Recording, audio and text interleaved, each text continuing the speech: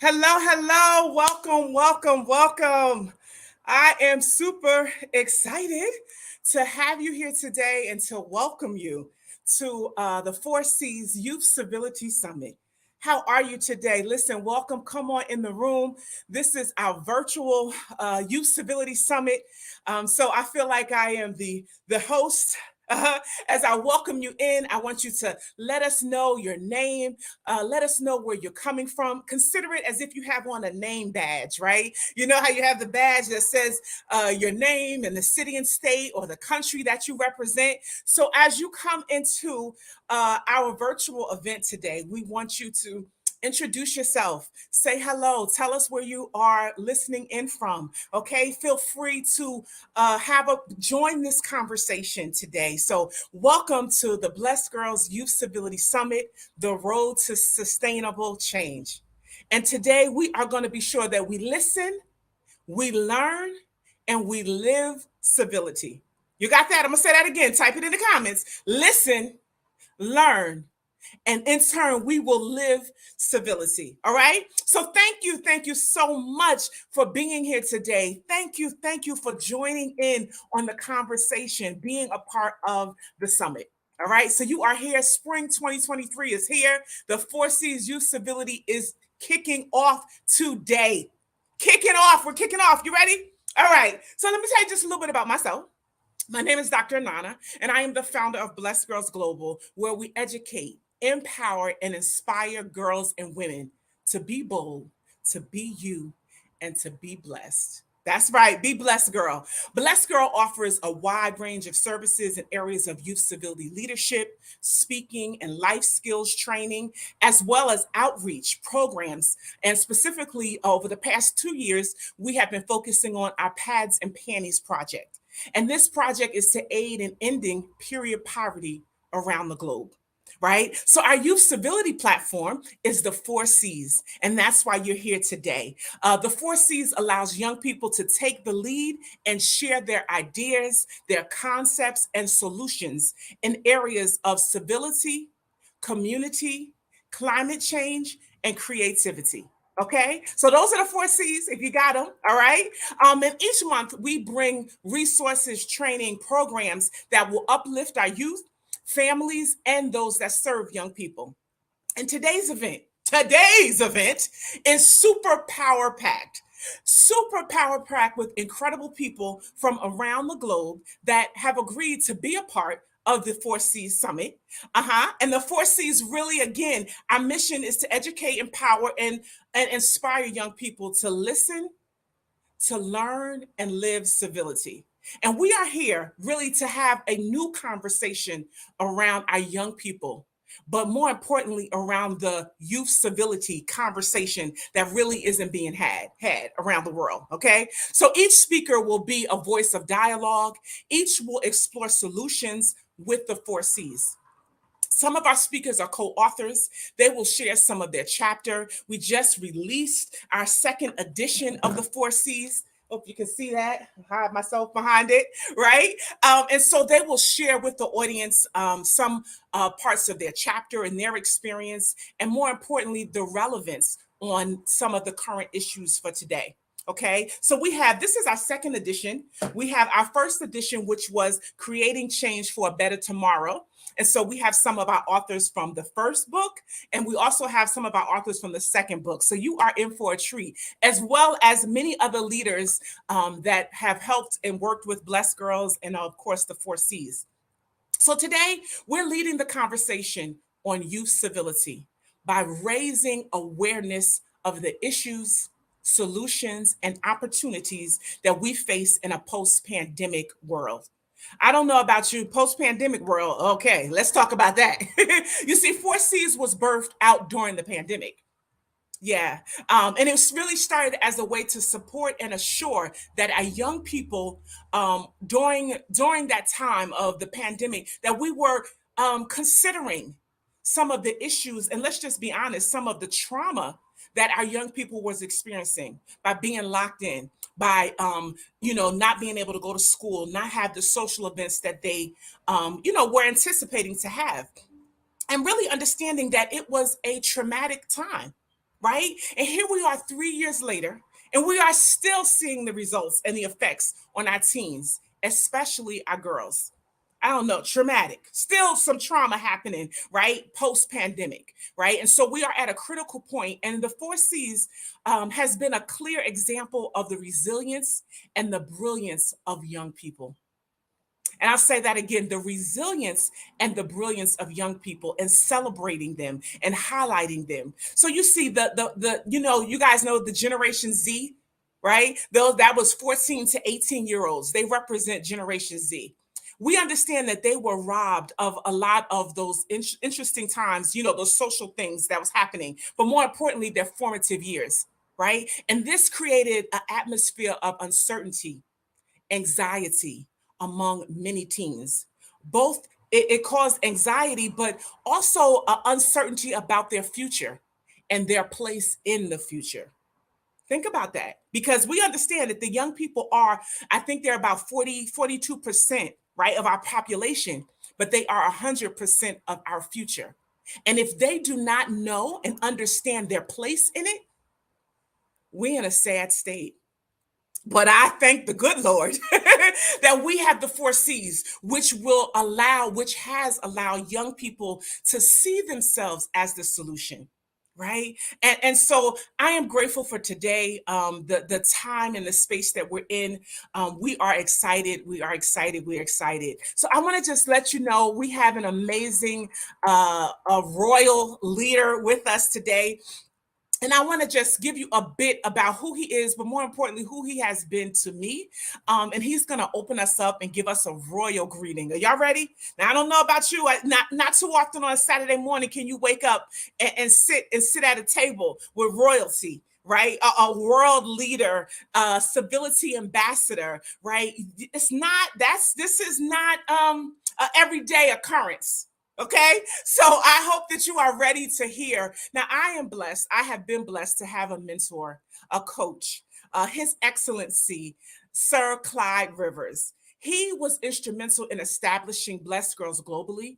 And I would say 5 years ago in Guyana. I want to say I met him probably around this time, right? 5 years ago. And within 4 to 5 months, I was actually in South America with him. Quick. Anybody say quick work, right? When you get into right relationship with people, things begin to happen and move, right?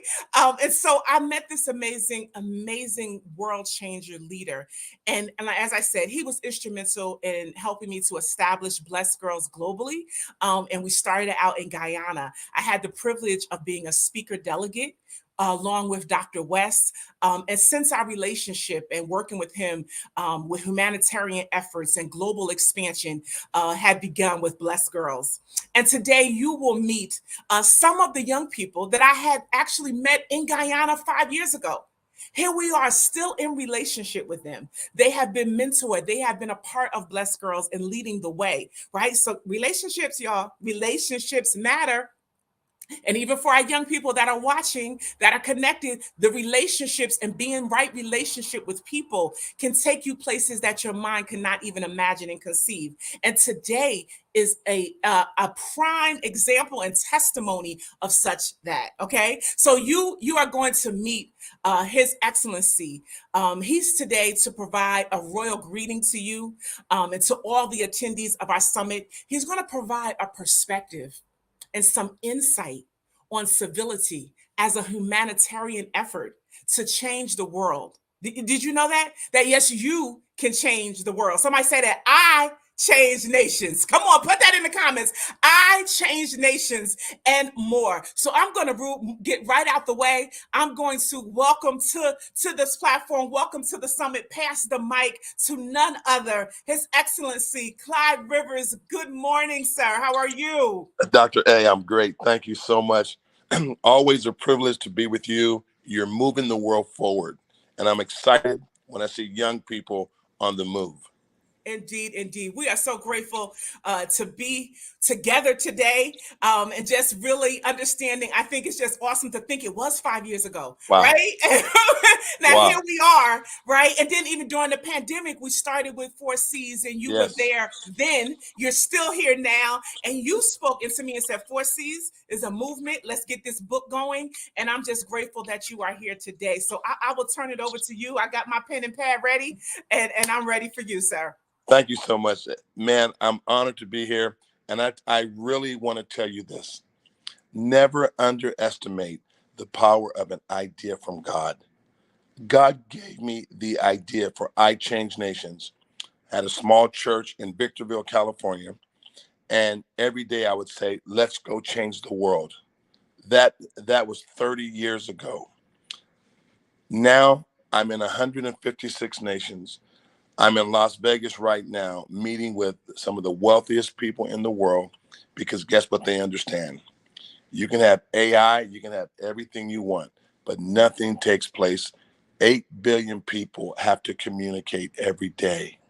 Let me tell you, I started with this idea. This idea is now being recognized by the World Organization of Humanitarian Medicine. They're creating a civility modality called a humanitarian civility counselor.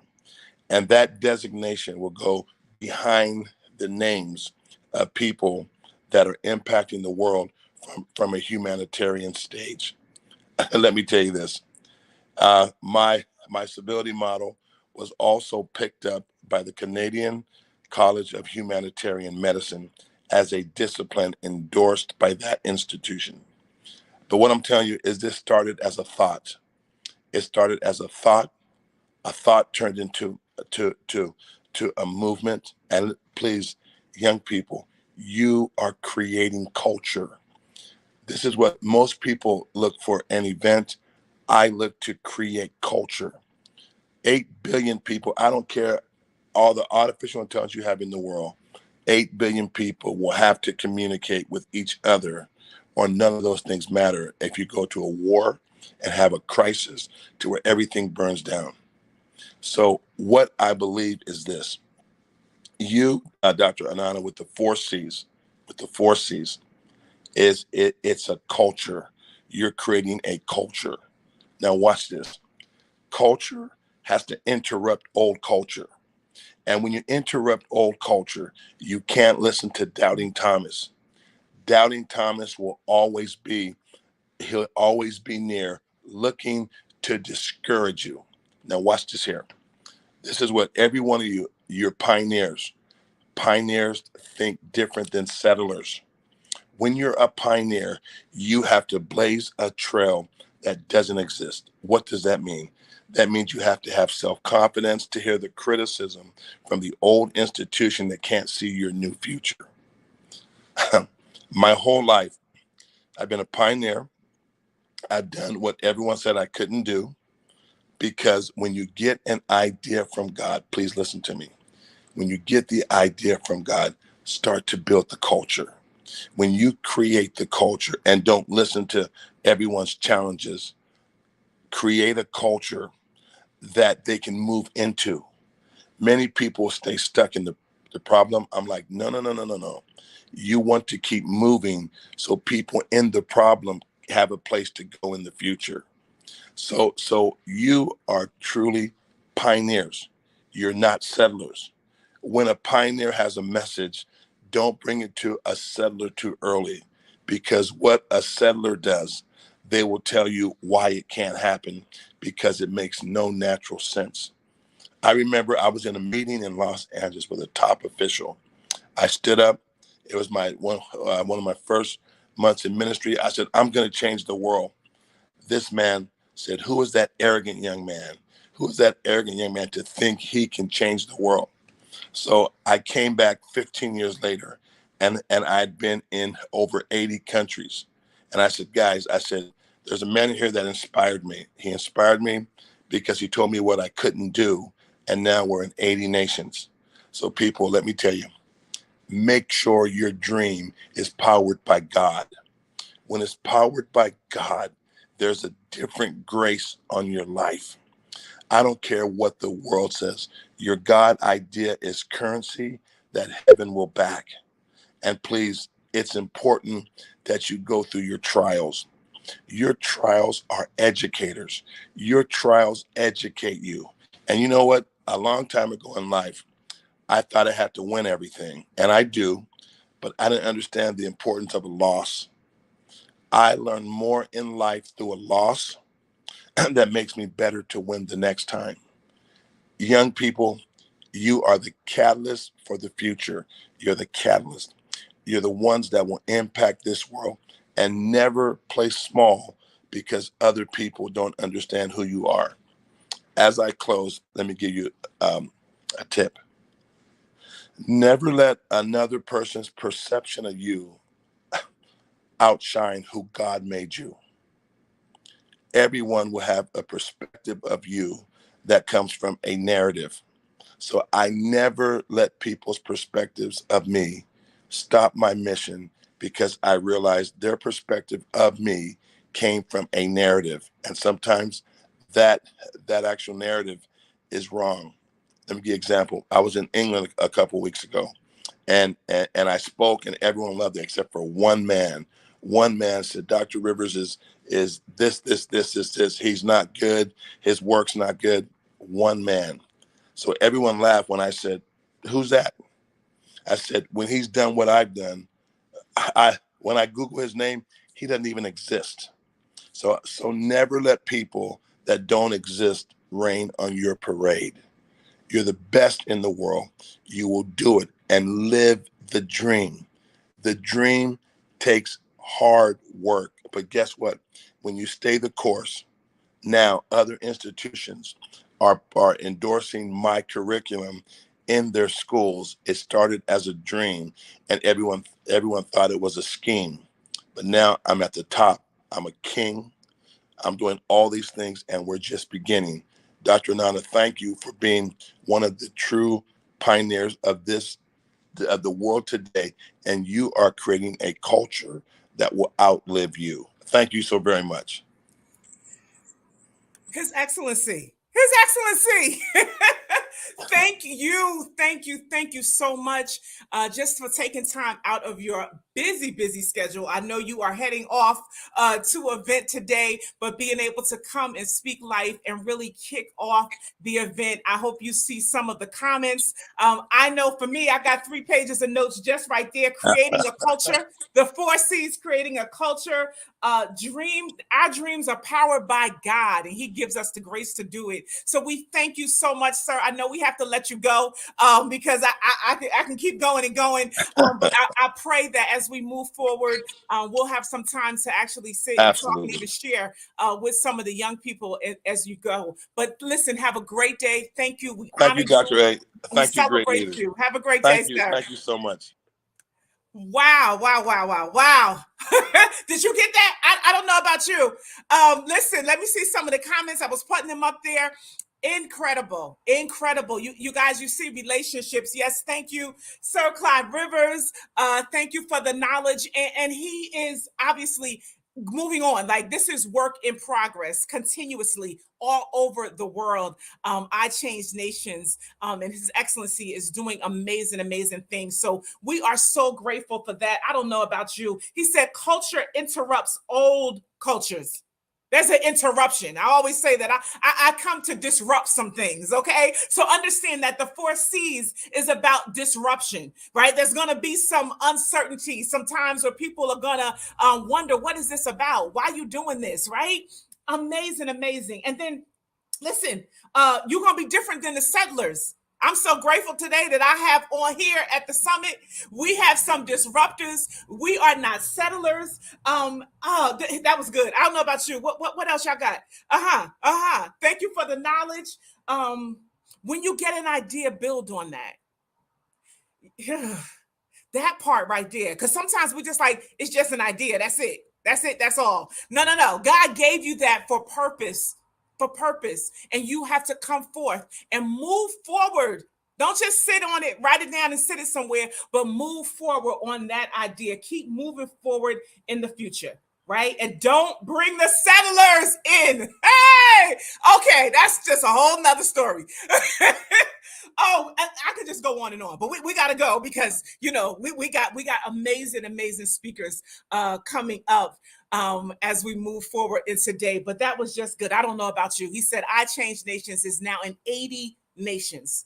80 nations, and it started with the dream. So I pray that today, even all those that are watching, that as you come in, right, you come with your ideas. You see yourselves as you see these young people talking and sharing. You hear, but you need to be able to see yourself, vision yourself being what are you gonna be? What you gonna be? What you gonna do? You are going to be the one who changes culture, right? You are going to be the one. So we want you to do that today as you celebrate us during our youth summit as we move forward. So I'm grateful today. Our first speaker, thanking His Excellency. That's right. You're going to be a pioneer. You're going to be a pioneer. That's it. Thank you. All right, Miss Coretta Campbell, thank you so much for being pioneers. So as you watch today, I just want to make sure you come in, let us know your name, where you're watching from, right? As you watch, you have the opportunity to type in the comments and be a part of this conversation. Type in some ideas, type in some takeaways, help celebrate these pioneers today, right? Help celebrate and be a part of this sustainable change, if you will, and the change that is so necessary. So necessary. I don't know about you. It's time to disrupt some things. Anybody know and understand that we have to disrupt the culture? We have to be the ones, the pioneers, to make a change as we move forward. Okay, and so I know that that's so key because here's what I know: in the United States alone, there's been 140 mass shootings. 140 mass shootings. That's as of mid-April. Okay, so according to the New York Times, there has been 140 mass shootings in the United States as of today. The CDC reports that 42% of teens in the United States are experiencing persistent sadness and hopelessness. You get that? Sadness and hopelessness. So we are so excited that we have young people who are pioneers, who are creating the culture of sustainable change today. And we understand that we know that in the wake of the pandemic, many people are struggling with their mental health. And this is regardless of their age, right? But we know that we are actually today to focus on young people and some of the fears that our teens are facing, right? Because the numbers show that 4 out of 10 US high schoolers experience persistent sadness and that hopelessness feeling, right? And nearly a quarter of them are considering attempting suicide. A quarter of teenagers today are considering attempted suicide. Do you know that it's time for us to disrupt the culture? I want you to understand that. So as you're watching, I need especially parents and those that work with young people around the world. This is like sound the alarm. Okay, because I know the pressures. I know even just to be here today, right? The push to be here, but we have got to have this conversation. We have got, and to our speakers today, I want you to understand that yes, you are the pioneer. You are helping to create a culture, right, that will shake this. Teen girls are struggling more now than ever. They have the highest rate of sadness, right? They report levels of stress, unbelievable, right? But nobody's talking about it. They don't have the environment, right, where it's safe for them to even express that. And then, of course, get the help that they need, right? So I want you today to listen, to be aware of what's going around you. All right. So with that being said, I am going to move out the way. I'm going to pass the mic to our next speaker. She is an amazing young woman. She is a civility ambassador. I had the privilege of traveling the world with her in 2022. She is a college student. She is a community activist, servant. She is a woman of God, and she is absolutely creating creating a culture of change around the world. So that is none other than Miss Ayanna Slacum. She is a co-author in The Road to Sustainable Change. How are you this morning? Good morning, everybody. How is everyone? Good morning. Good morning. How you doing today? I'm doing great, blessed. Amen. Amen. Amen. Well, I will pass the mic to you. Alrighty. Well, hello. Thank you all for joining. I know it's early, some places, late, in other places, but I do thank you all for tuning in and coming to listen to what we have to speak about today. So, my name is Ayanna Slacum. I am from New Brunswick, New Jersey. I am a sophomore at Albright College, which is located in Reading, Pennsylvania. And I'm studying communications for public relations and advertising, as well as business administration. And I would love to be, my dream is to be a talent agent. Um, so I'm involved. I started my own club this semester at school. It's called the First Generation Club. So just creating a safe space and an outlet for people who are the first in their families to go to college. And I'm also running to be the Student Government Association Vice President of Public Relations. So planning those events, those public events at school and doing things like that. But today I wanted to talk to you guys about community because community was my C. My community has been very involved and very prominent in my life, like since growing up. My mom always made sure that we were involved, make sure we were outside of the house doing things, going to different clubs and participating in different events around, just making sure we were active, not staying in the house. Because sometimes when you're in the house, that gives you the opportunity to do things that you shouldn't be doing. So going out, venturing off, being in your community and getting involved is definitely the way to go. And the title of my chapter is the more you are involved, the more you evolve. Meaning the more you put yourself out there, the more you get out there, and the more you connect with other people and network, then that's when you will start to grow and flourish and gain your wings and do everything that God has called you to be. So you guys have to be the change that you want to see. So if there are things that you know that you want to do in your life, then you have to do that for yourself. And nobody's going to change, nobody's going to do anything but you have to do everything for you, because you are the ones who are the leaders in your lives. And of course God is there to help you, of course, but you have to take those steps so that God can help guide you to where you want to go and to do the things that you want to do. um you guys are the only ones who can stop you. Nobody can stop you, no matter what. If there's something that you want to do and there's something that you want to see, go do it. Because if you don't do it, it's not going to get done. God wants you to be able to take the initiative yourself. If he sees that you're taking the initiatives, he going to figure everything else out. And I just wanted to speak on that point of not allowing people to hinder who you are. Because I just recently this week, I had a rough week, and I'm in the process of planning for the next year of my club. And I looked up some famous first generation people, and the top three women that came up was Sonia Sotomayor, Michelle Obama, and Oprah. So I have wrote it down on the thing, because why not have one of those women or all come and speak to my school? And I wasn't worried about the cost or like the steps to get those women there. But then when I shared it with my advisors, it was kind of like they were like, "Oh, let's be realistic." I said, "This is realistic to me, because I know that if there's something that I want to see and I believe, oh, God's going to make it happen regardless of anything." So that kind of like struck me. But now it also like motivated me and pushed me to now let me go find these people contact information. Let me go reach out to these people. Let me see what I need to do in order to get in contact with these people. Because if they see a Black girl who started her own club at a predominantly white institution who wants to have these people come and encourage them, oh, they're going to say yes with no hesitation. That's what they want to see. They want to see young leaders and young women and young men being able to put themselves out there and be able to show the world that they can do whatever it is that they would love to do. So I just had to share that because that really resonated with me. And to see that there was somebody who has given me an award, to know that he was discouraged, like he was downplayed and discouraged when he was starting. So that's just a part of the process. You gotta allow those mistakes and those setbacks to be able to allow you to get forward and accelerate and launch farther than where it is that you want to go. I will talk about my experience in Africa. Africa was 10 out of 10. Like, I'm ready to go back, y'all. Like, I'm so ready to go back. I enjoyed every moment of the experience.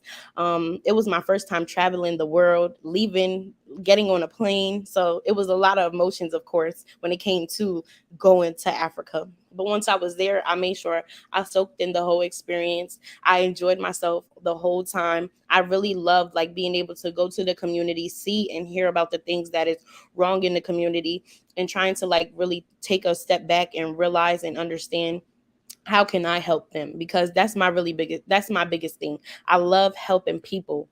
Like, I like seeing somebody have a smile on their face because I contributed to their success or their happiness is like the best thing to me. That's all I need to allow me to feel full, honestly. So going over there, talking to those young women, talking to the older women, just talking to everybody, it really made an impact and a difference in my life.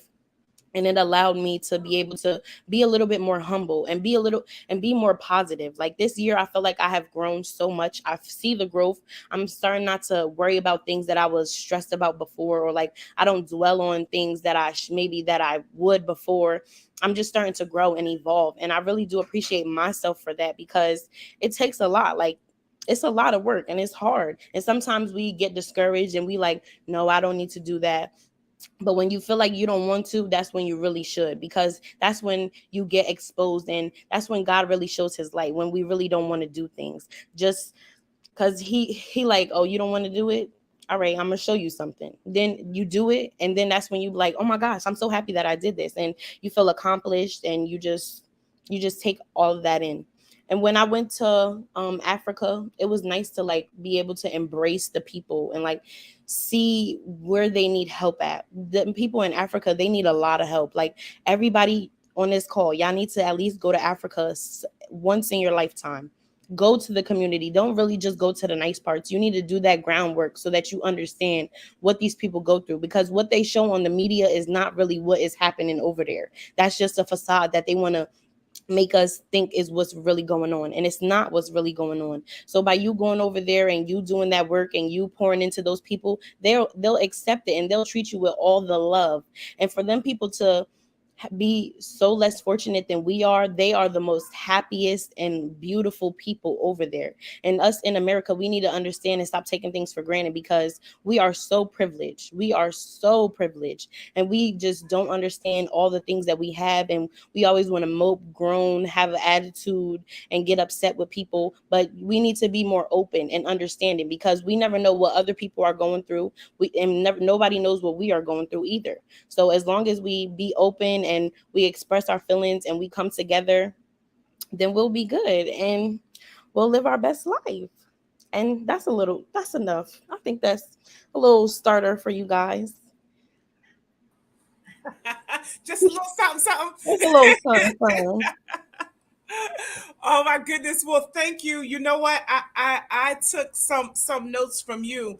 The first generation. And so that's a part of what you're saying. You are creating that culture. You create a space for you. And tell us a little bit about that. So I'm gonna share a little testimony. So after the situation happened with the advisors kind of shutting me down, I found $1 on the street. I didn't think nothing of it. I was like, okay, just found $1. Let me put it in the car. Then I went somewhere, and then I was listening to something, and it was like, you are the first. Like, I just heard something and it was like, you're the first. And I was like, whoa, that's going back to my club. Like, that's showing me like, listen, just because that lady says something that you can't do it, or let's be realistic. No, you need to go and push yourself and be more out there and make sure you actually do what it is that your dream is. Cause I feel like it's going to come true. I just need to put the work in to make that dream come true. But I just want to create a safe space to allow students, because going to college and being the first in your family is very, very stressful. Like, it's so stressful, and it's a lot of like pressure and weight on you as an individual. So I want to be able to let people know, like, listen, there's people on this campus who have the same issues and struggles that you're dealing with, and we can all come together and be able to just put ourselves out there and not be afraid. Because I noticed that at my school, a lot of our school is a PWI, but it's slowly starting to change to be a bit more African American based. So, but all we do is stay in our rooms. So I need to try to figure out ways to get us to come out of our rooms and be able to connect with one another, because I don't know, for some reason I feel like when Black people get around each other, they act like they can't speak or interact with each other. But we all brothers and sisters, like we're all family. So we need to really just be more open. So I'm going to have a FAFSA workshop, which is the financial aid workshop, showing people how to renew their FAFSA. I'm going to have two study sessions a week, just having there's a time slot where people can come to a room, get some snacks, do their homework, be able to meet with the writing center tutor if need be, or they can schedule a appointment with the academic learning center, and just really just help them with resources. Great. Amazing. Amazing. Thank you and congratulations Thank on you. creating that culture. See, it's what His Excellency was talking about, Mhm. being a co-author, stepping out on faith. And when you said that, you said, listen, when you really don't want to do it, that's when you really should do it. That Right. right there will preach itself, right? Like you being Yes. here today, right? So no, but okay. Don't do that. I Thank you love all you. for tuning Celebrate in. I you. greatly Indeed, appreciate you indeed. guys. All right, guys, we are moving on. We are moving on. Thank you so much. You see here, so that was our co-author, Civility Ambassador. She's a Blessed Girls Ambassador, so we appreciate her. She is moving on to her next event today, so we are excited about it. So we are moving on, and so next up is actually a young woman, I'll say, who is a colleague of mine. I've traveled the world with her. We have spoken on various platforms together. She is anointed, appointed. It is none other than Dr. Betty Speaks. She is a chaplain, serving as a chaplain today in her role of World Civility Ambassador. She has her own talk show. She actually is a co-author in our first edition, where she actually did a chapter on civility and community. So we are grateful that she is here today. And so I'm going to bring her up, and we're going to continue in the space of community and civility. Dr. Betty Speaks. Hello, beautiful. How are you? I am fantastic. How are you today? I am fantastic as well. I can't tell you how much I was in tears listening to, is it Ayana? Ayana. Yeah, yeah, Ayana, yeah. close to Anana. Something. Oh, how amazing. I thank you so much for this opportunity. And you are right. I have two. I have two chapters in the previous book. Yes. And let me tell you, Anana, we are still doing the things. It has moved to an level. So as you said, my name is Dr. Betty Speaks, and I am serving as a chaplain at the Buffalo Soldiers here in Spartanburg, North Carolina. We are actually doing community service today. You see me donned in my uniform. We are sponsoring 4 high school students today that are amazing students in the community that are going on to college, just like Ayana, doing amazing things for the community. And I did the 2 chapters on community and civility because let me tell you today that I extended those 2 chapters by saying introducing God's law. Back then when we wrote that chapter, we were getting ready to face major crisis. And when I tell you I introduced God's law, look at the word law, Law. Love always win. That's what my 2 chapters is all about. God's law, implementing his love. That's one of the things that he said we must do at all times. It's one of our major characteristics, to always love no matter how someone treats you. Talking about civility. No matter what someone says about you. Talking about civility. Still turning the cheek and letting them smack you on the other cheek. Talking about civility and how God's law works in any situation that you may encounter. We go through so many things in life. Look at what happened around the world. Anana talked about it earlier about the mass killings, the mass murders, and our countries are fighting other countries, and they're not necessarily our countries, but our world. We're a part of this.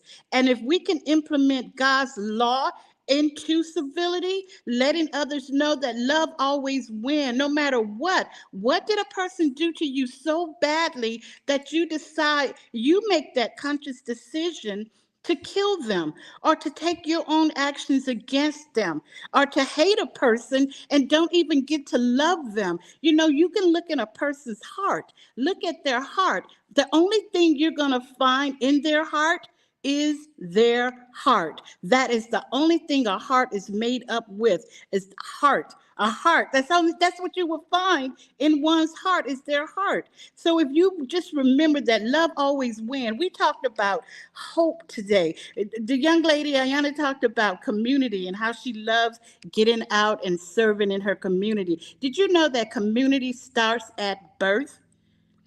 And our nation today is talking about pro-life or for life, and they're talking of, the conversations. I won't go into of the politics around pro-life and for life, but that's where community starts, at life. And in order to build community, you have to teach that child how to love others. You know, when you go to church and that baby has senses, he doesn't want to be held by someone that's cooing on him. That's a part of his community. And then he go to that next person. He wants that person to kiss on him and love on him. He, as a baby, babies sense their communities at birth. And then once you take them outside of that birth, you get them in your neighbors, and you build community within your neighbors.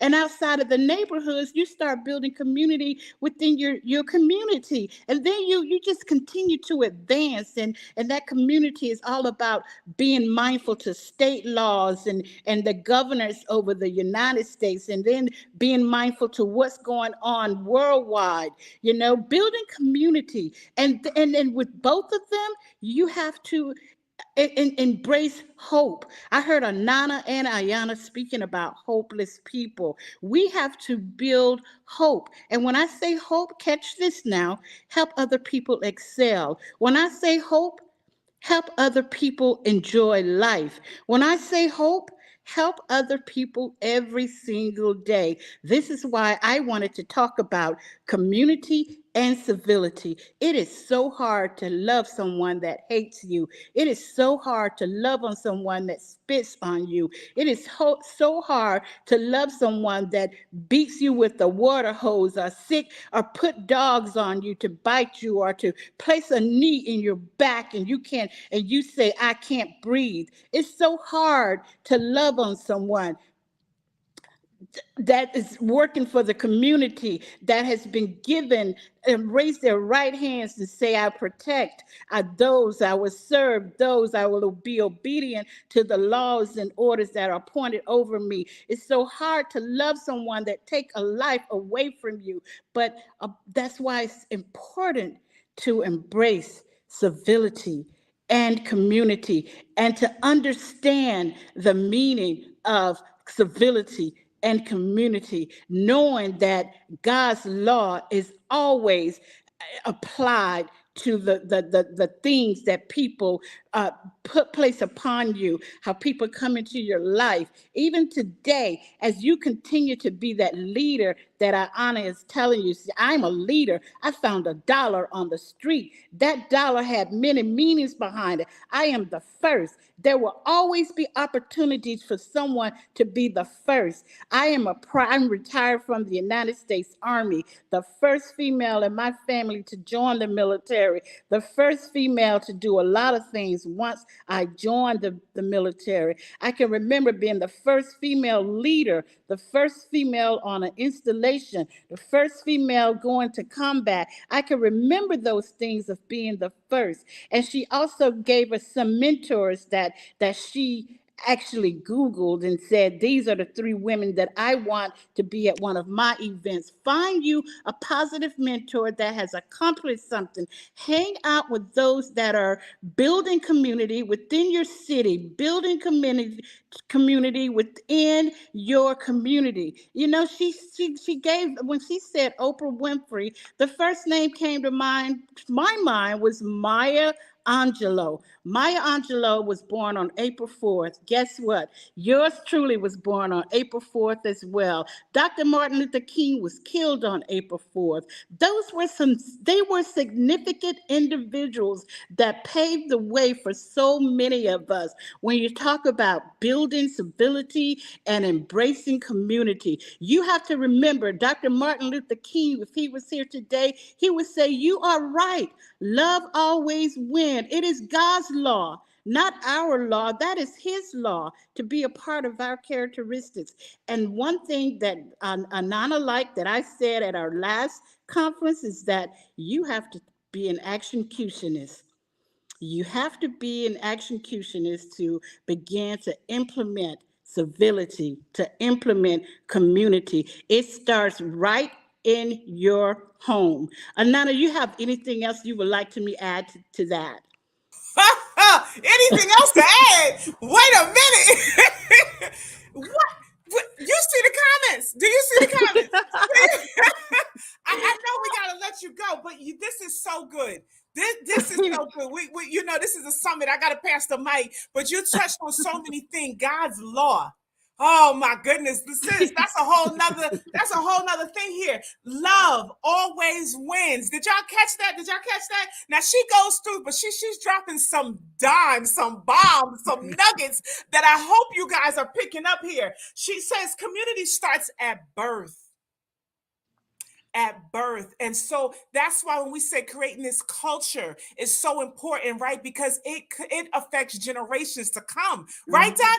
We don't even see, we have no idea, right? The legacy and the connection when we get to change a culture and create a culture of love, create a culture of inclusion, of civility, how powerful that is. It's much bigger than us. Oh my goodness.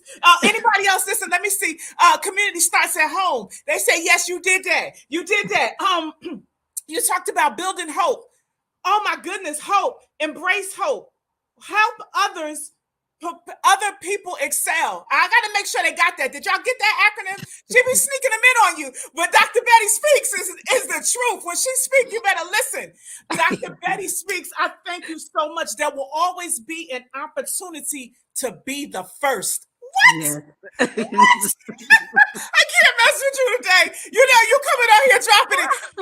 We're looking for somebody else to do something, right? We're looking for somebody else to lead the way. And God is saying, it's your opportunity. You wait for somebody else. You be the first to do it. You talk. Dr. Betty came on here for fire today. She did not come to play. Yes. Buffalo soldiers and all, the hat and all. Anything else in closing before we let you go? Because you got me hot. Go ahead. I thank you for the opportunity. I love you with all my heart. It's always a pleasure to see you, to speak with you, and to pray with you. And I thank you just for Blessed Girls itself. Continue to be blessed, my sister. Love you so much. Have a great day. I know you're moving on. Go ahead and give out them scholarships and keep on blessing the world, Dr. Speaks. Love you. Thank you so much. Oh my goodness. I need a drink of water, y'all. Let me get a sip. Okay, somebody said they want to be, I want to be Dr. Betty Speaks right now. That's right. Come on, CC. So y'all here, right? I hope you watching, you shared. If you're just joining the broadcast, thank you for being a part of the 4C's Youth Civility Summit today. We have fire today, okay? You are going to be blessed by being in this space today as we continue to move forward. Oh my goodness, don't be afraid. There's always the opportunity to be the first. Who you waiting for? God said you be the one. Who you waiting for somebody else to do it? You sitting around complaining? You be the first. Oh my good. You hear that, sis? That's one of our midwives, Barbara Dixon. That's right. Be the first. Create the culture. And also that's what 4C's Blessed Girls is about. Creating a culture where you feel comfortable, where it's a space for you to be the first. Come on out. Come on out and talk about this. Let's do this thing. Yes. All right. So we are moving on. We have had we've had His Excellency to kick us off, but we are moving on next to some of the gentlemen. some of the gentlemen in the space is coming up to talk about civility. All right, so we are moving on to civility as we continue with this culture. And we know we just celebrated Women's History Month here in the United States and around the world, right? And celebrating women. But one thing that's always key is that you celebrate women, but we need men at the table. We need men to really support the movement and to create this culture of inclusivity, right, of gender equality. So I'm grateful that as we had our last tour for the 4C's tour around Africa, that we had some amazing men be a part of that conversation, be about the tour. One is a co-author in this book. The other was a civility ambassador with us, as well as a major part and role in the embassy, which y'all know, Apostle Dr. Remy. I can go on, but listen, I'm grateful that we have some men at the table. Okay, I'm grateful that we have some men that are here to support and share and create this culture of sustainable change. All right, so let me see. I got to see who was. I think it's his name starts with the N. I just want to make sure he's ready to grab the mic. Mic check, 1 2 1 2. All right. So as we go on, we continue on. We're going to pass the mic and bring some of the men to the forefront. It is so important to have men help us to create this culture. So first up is he's hailing from Boston, Massachusetts, and he is a co-author in the space of civility. Hello, Nasset Darrell-Home. Hello. Good morning, good afternoon. How are you? I'm all right. All right. Well, we're grateful to have you here. We know that you are a co-author. You wrote your contributed chapter was on civility, and you had the opportunity to travel the world, the globe, with us last summer. And so we're grateful for you, and we are listening. We are ready. I got my pen and pad, and we are here to listen from you and learn. We're going to listen, learn, and live civility from what you shared today. So thank you, sir. I will step back. Give you the mic. Okay. Yeah. So on that note, well, I'll introduce myself first. So as she explained, my name is Nasset Darrell-Home. I'm a student at Northeastern University, hence my being in Boston right now. And I spoke in my chapter about civility. But first, I don't know how much of our audience has been present for our last live stream, but I kind of talked about it in that session. And just so for the sake of not being redundant, I've kind of done a bit of a 180, but with that, please bear with me because that involves a bit of going off the top right now. So the one thing I kind of wanted to talk about in this session is kind of how realistic what we're talking about is, just because we hear everyone talking, and I think about like changing the world and making an impact, and I know from like an outsider's perspective that can seem almost naive in a sense, but I think one thing that's really important to understand is that Ayana spoke about Michelle Obama, Martin Luther King's been brought up, and all these people, we look at them now and it's like they've made such an impact, they've changed the world, and we look at ourselves and this is like a very small thing. We look at it and like, what impact are we really having? But I think it's really important to keep in mind that even those people that we look at as like world changers and role models to look up to started off as something very small. And I think we all really get to the point when we are fighting for change where we kind of dismiss ourselves and we look at what we're doing as very small and meaningless. And I think for us to get to that point where we are so passionate about something and then abandon it because we don't view it as meaningful is kind of to give up on the progress that has been made by those people before us. You know what I mean? And it takes just a quick look at the news to see all the things that are going on in the world that kind of need addressing.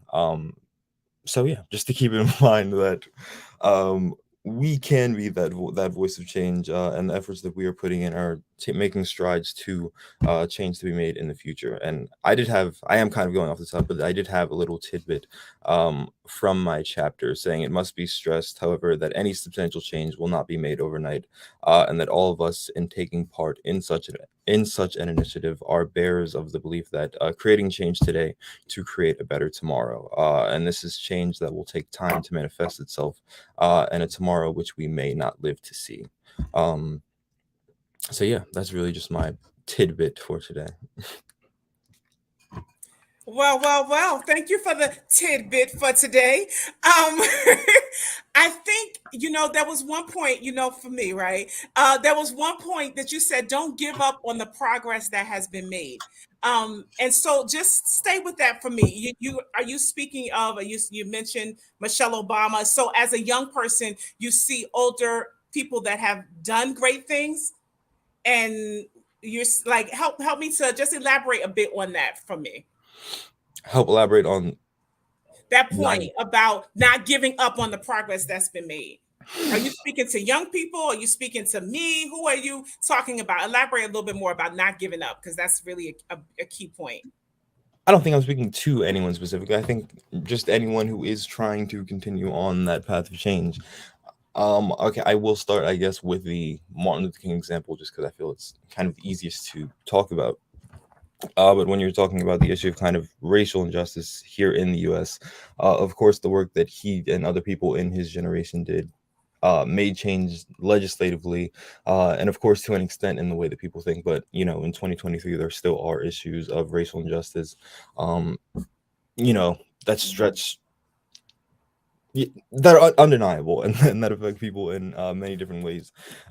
So for us to now not try to take steps to better that even further than what they did, is to undermine the work that they have done. Mhm. Um, and for there to be a gap in this transition towards a better future kind of allows for ideas that are contrary to it to further manifest themselves, and kind of fight against it. I You see, y'all, he be rolling. I gotta catch it, y'all. I got because y'all see, he said there's a gap in the transition to change. Ooh, I feel like that's another chapter. Okay, so what do you mean by that? One more. That's the last one. You said that. Y'all see what I got to do, right? Because that's deep, right? Thank you, Ayana. Right? What do you mean by that? The gap in transition to change. You feel like there is a gap, or there has been a gap? I don't want to say that there is a gap, but You um, just did. Sorry. um, momentum when you're talking about something like this, I think, is really important. You can't kind of let the ball drop, you know what I mean? And when Mm, you have people's attention, you kind of have to keep going with it.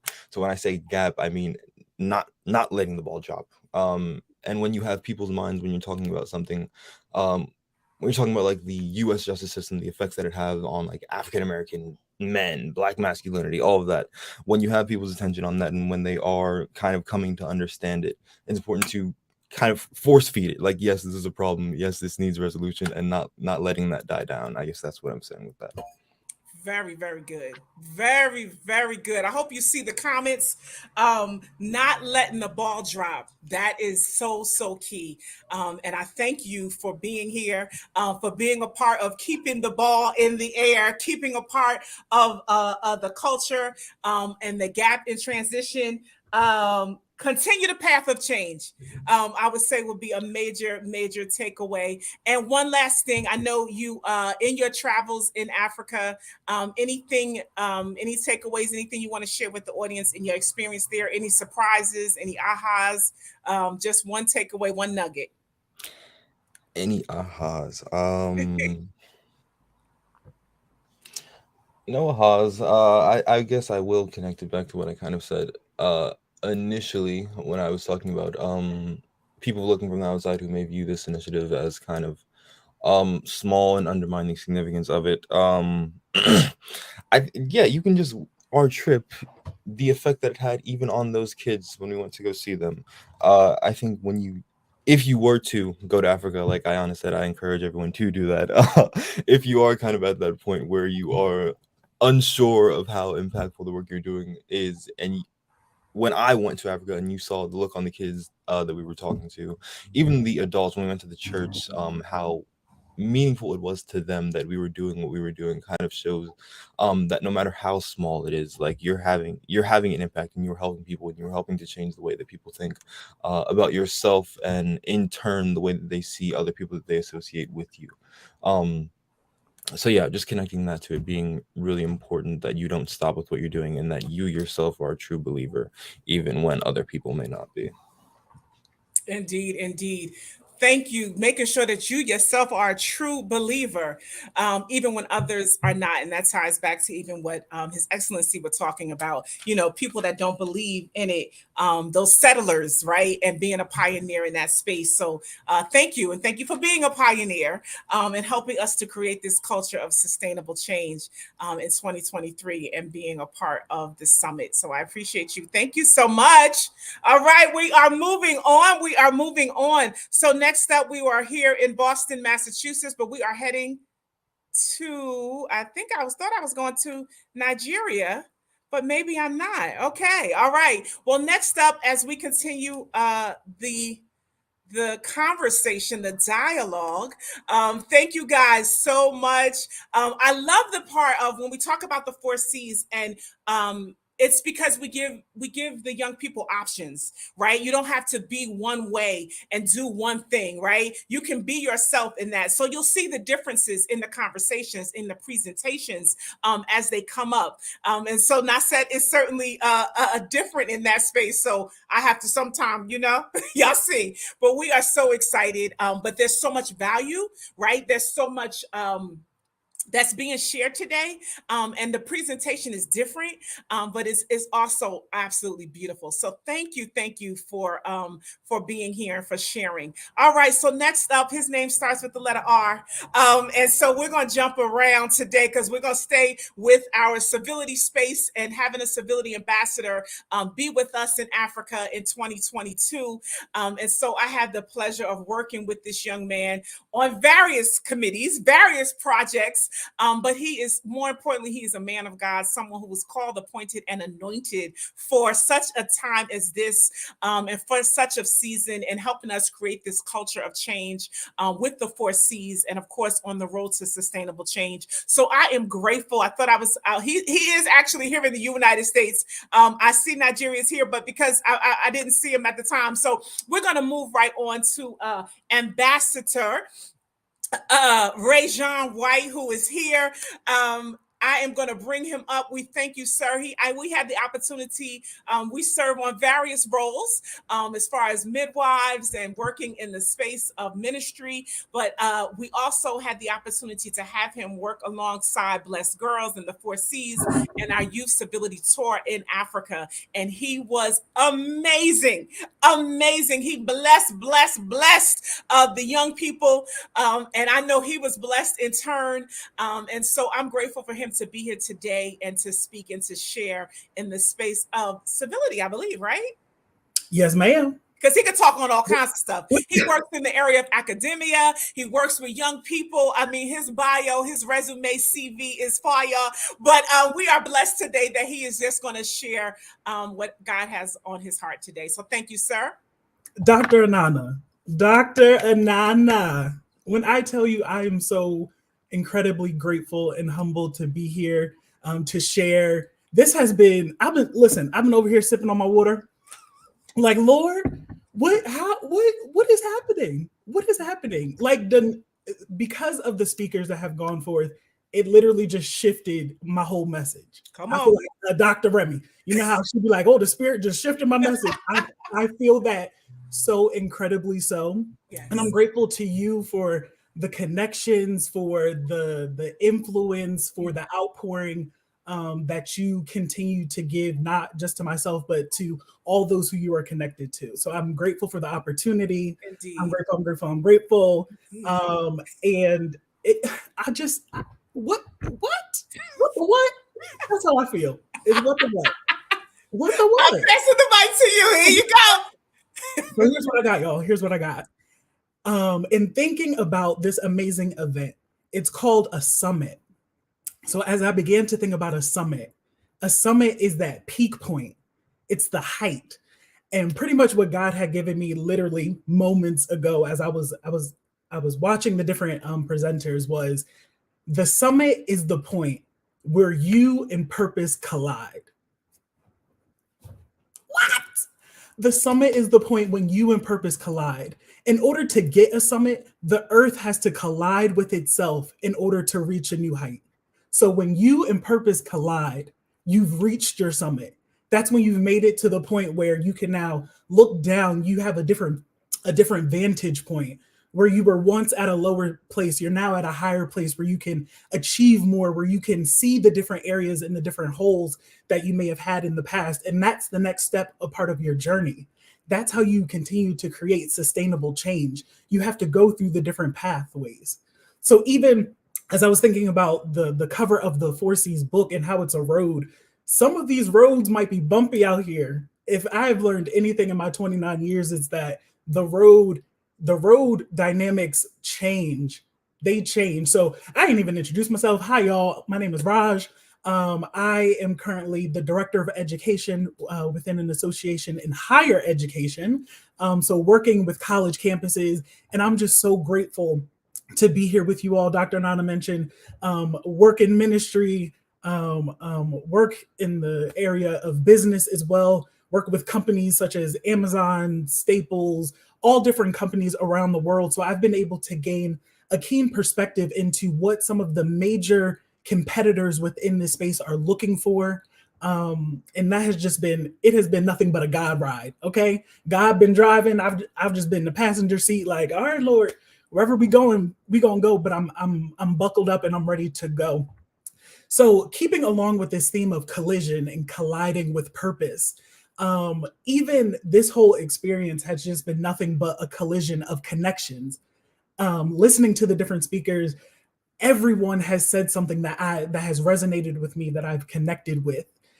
Even thinking about the partnerships that will happen after this collision, after this moment of us coming together. For example, I've known Ayana a few months now. We went to Africa together, which was an amazing experience. Didn't know that she had started an organization for first generation college students. I was the president of an association for first generation college students. So that's a connection there. Hearing the different dreams and visions that she has, it's like, I can help support that because of this collision, because of this meeting and this gathering. New connections have been birthed. New God ideas are going to be able to manifest itself based off of this collision. So another thing I wanted to talk about was, I know Dr. Nana calls us the 4C's, but I'm sorry, we are in a season of multiplication. So them 4C's might be turning into 8 at some point, because what God had given me was, in order for civility to be the solution, that's the topic, civility as a solution. In order for that to be the solution, there's 3 other C's that you have to understand and comprehend. Culture, which has been talked about a little bit already, customs, and context. You cannot be proficient in civility if you lack the understanding of culture, customs, and context. Those 3 components make up and give you the character. That's another C. The C is just flowing. It gives you the godly character in order to operate in a manner where you are truly allowing civility to be the solution. You got to know the culture. As you are saying, oh, I'm operating in civility. Okay, what if the way you are operating, even though you are coming with a heart as pure as gold, what if it's actually coming off offensive? You have to maximize the impact of your voice. We've been talking about the different solutions. And one of the things that I realized was, in talking about it, all of these things are just different components, but you are the real solution. You are the solution. And when that hit me, I was like, ugh, that can be kind of heavy and weighty, of like, what do you mean I'm the solution? Sometimes we think so small of ourselves, like we really don't, kind of how Nisette and Ayana were talking about, these grandiose ideas of, meeting these really significant people. Sometimes we internalize this sense of I'm not worthy enough, or I don't have the tools or the resources. But the truth is that you are the solution. And that can feel weighty. That can feel just like a lot on your plate, but you have to take it step by step. As you're on the road to sustainable change, you're growing, you're learning, you're picking up the different tools. So like I said before, culture, customs, and context. You want to make sure that you are showing up in a way where you can maximize the impact of who you are, your presence, your voice, your very being. You want to maximize what God can do through you. And in order to do that, you got to make sure that you're making an impact. And again, you don't want to go into a space and have the purest intentions, and then you're actually coming off in a manner that's disrespectful to the culture, to the traditions that are happening within the space that you're trying to enter, to the customs, to the things that take place within that body or that group, and even having the context, knowing the different circumstances that are making up whatever you're seeing. So one of the things that you'll hear about as we continue through our conversation today is talking about some of the challenges. So we're talking about collision. What are some of those collisions where there's a challenge, and some of that just dives into miscommunication? It's, I express something to you, and to you, you have a different way of making meaning to it, and it comes off in a different manner. So part of that is being able to recognize what is the full picture. What is the full picture? I see your reaction. You're having a negative reaction. What is that stemming from? What's the root? Let's get to the root.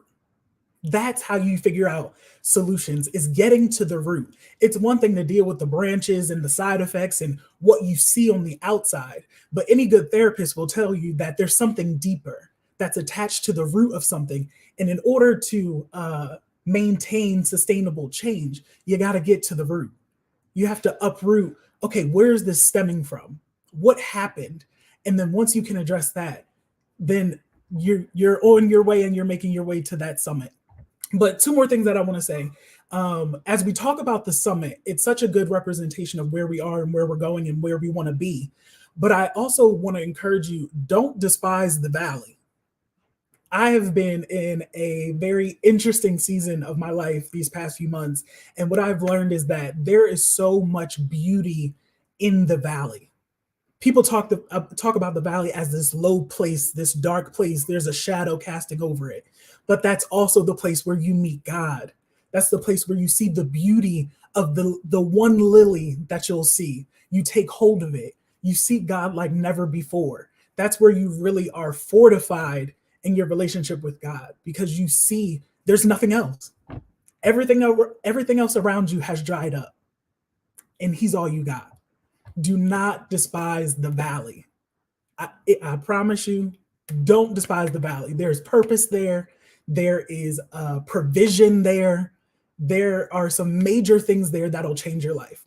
And then the last thing I want to say, so when Dr. Betty and Dr. Nana were speaking, they were talking about being the first, and how that's amazing, and you know, it's groundbreaking and stuff like that.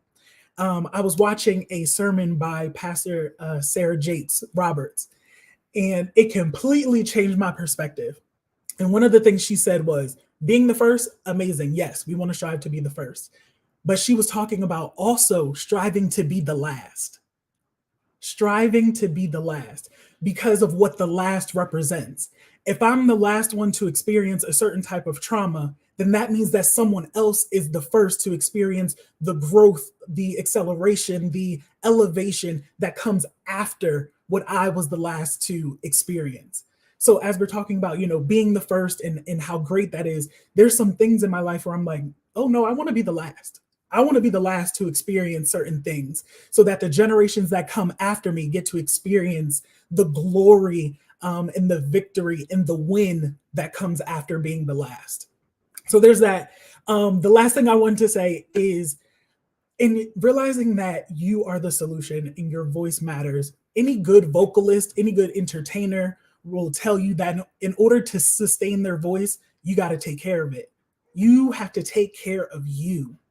You have to make sure that you're good, that you are fed, that you are well kept, that you have time to decompress and just process and be a human. So as you are utilizing your voice, please take time for self-care. I know that's a hot topic right now, but mental health is so important. And there are moments where we have to go to the mountaintop by ourselves, and we just have to retreat. We have to go away. We have to get refueled in order to do this work, because the work will always be the work. The work is going to be there. It's just going to be there. That's just how life works. So in order to show up as your best self within that work, definitely want to encourage you, take time to reset, to refuel, to refresh, so that you can continue on this journey of sustainable change using civility. using the peace. Matthew 5:9 says, "Blessed are the peacemakers, for they will be called the children of God." Amen. And that's what I have. Don't start. No, you better go ahead and sit. What you say? I don't even know. The comments have been fire. I'm trying to write. What? Yeah. I Sir. told you the Lord then shifted my message. Ooh, he said, "Come on now," dropping that on us and saying, "You." Then he said, "Boop, I'm out." Drop the mic. OMG. OMG. Okay. I don't even know, y'all. What he said? He said the summit. We at the summit. The summit is at the peak, at the height. You and purpose collide. If I throw my shoe at you, right? Drop the mic. Janae, let's tell her to drop the mic. Oh my goodness. Go ahead and say something. That was nothing but God. Because I promise you, I literally was sitting here listening to everyone, and I heard God say, the point where you and purpose collide. That's your summit. My God. That's your summit. You had a different vantage point. Let me tell you something. Those who are here today, your perspective has got to shift. You see things from a whole nother level. Your purpose got to be crystal clear at this point. Different advantage point. Next points. The road might be bumpy. Y'all see the road behind me? Y'all see that? I'm talking about that road. I can't. Collision in the connection. What? Oh my goodness. I gotta go. What? There's so much. Y'all, please put it in the comments. Bless his heart in all his parts. The ambassador, the Mordecai, if he didn't come here and set this thing off, where are we going after this? Maximize the impact of who you are. You are the solution. Get to the root of it. Don't despise the valley. Yeah, what? Don't do it. Don't do it. I'm telling you. I'm just so grateful because all of this is just divine timing and alignment because I'm living it. I'm here. So I can tell you, don't despise it. Don't do it. And last but not least, I want to be the last. So somebody else can be the first. I'm going to be the last one. This stops right here. Oh, my Lord. This was some good stuff right here. I got to go. Because he passed the mic. He dropped the mic. The mic is on fire. I got to pass it. I don't know who's about to catch this mic, but it's on fire. We are at the summit. We are at the height of it. Listen, sir, I thank you. I bless you. Thank you so much for being here, obeying God, being obedient. Thank you for your yes. Oh, my Lord. All right, y'all. We're moving along. Wait a minute. Now, see, next up, let me see if she's here. Are both of my folks here? We are moving on in the timeline. There has been a slight adjustment because next up, pardon the behind the scenes gender, but we're going to move something around. Our keynote speaker is here, and she is on a tight schedule. Stay with me, because I know who's next up on the agenda. But our keynote is here, and we're gonna pass the mic to one of our Blessed Girl ambassadors, our Civility ambassador, co-author in the original first book. Brittany, you are here. She is hailing from Guyana. We're gonna bring her up. Oh my goodness, Brittany, is it hot in here or what? Oh my God. I'm just sitting here and I'm like, and I really, really like how everybody is incorporating God into their presentation. It's like we're not losing faith, we're keeping strong, and what will be. Like, oh my God, like I'm not gonna lie, this is one of the best summits I've ever attended. Wow. From Dr. Betty to Anna. Oh my God. Well, This has I'm been gonna pass the amazing. mic over to you. I hope you got your glove on because it's hot, it's burning. So be careful with it, okay? But we are moving on. We are moving on. All right, our keynote, I believe she is ready, and I will turn the next portion of the event over to you. Okay, great. So, everyone, I have the privilege of introducing our keynote speaker, and forgive me if I pronounce your last name wrong. I'm just going to say it the Guyanese way, okay? Dr. Louisa Akezo is a woman advocate and an audacity igniter who combines coaching, consulting, and capacity building to empower a new generation of African women to develop their leadership, become active political participants, drive meaningful change, and leaving lasting legacies. She is the president of the Civility Academy, a personal development and training firm, an executive director with the John Maxwell Leadership Institute, and the founder of WWA, Women Who Win Africa, and Civility for the Girl Child Initiative, which is commemorated on October 13th as International Civility for the Girl Child Day. She is the winner of the award of the African Iconic Woman Recognition Awards, AIWRA 2023. So let's give a round of applause while we at it, please. Every girl child should be encouraged to find her voice, embrace her weakness, and build the potential to lead others unapologetically and win and with her girl power.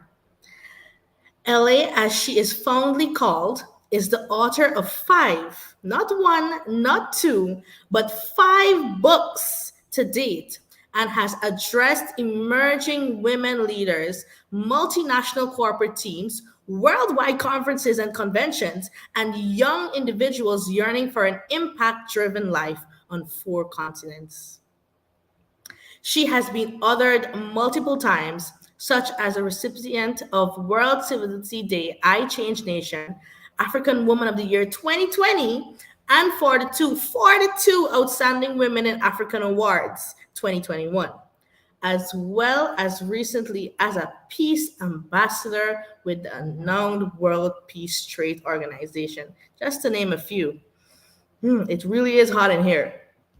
With a relentless effort to empower, equip, and educate the emerging women leaders, youths, and communities, she continues to build several substantial development programs which will empower communities and birth leadership's abilities in the girl child as young as age 5.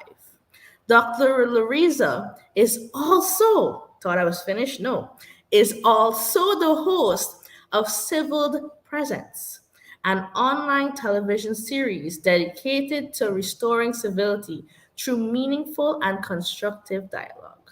Now, without further ado, let me present you Dr. Louisa. Hi, how are you? I'm doing fantastic. Can you hear me? Yes, we can hear you. Wonderful. Thank you so much. Thank Not you a for problem. inviting me. Thank you, Dr. Anana. Thank you, Dr. Gwen. I'm seeing Ellen. I'm so excited. I'm seeing all the young people. It's amazing. I've been enjoying all the sessions. Thank you so much. Thank you. Thank you. Thank you. I hope that you can see me because literally I am just hiding in some corner. I'm traveling and I'm in between flights and all of that. My sister, Dr. Ananda, knows, but I could not say no for two reasons. First of all, Dr. Ananda is my sister, and secondly, I think that I'm also a young person. Yes, unless someone is going to tell me I'm not. But my heart goes out to the young people. My heart goes out to the youth.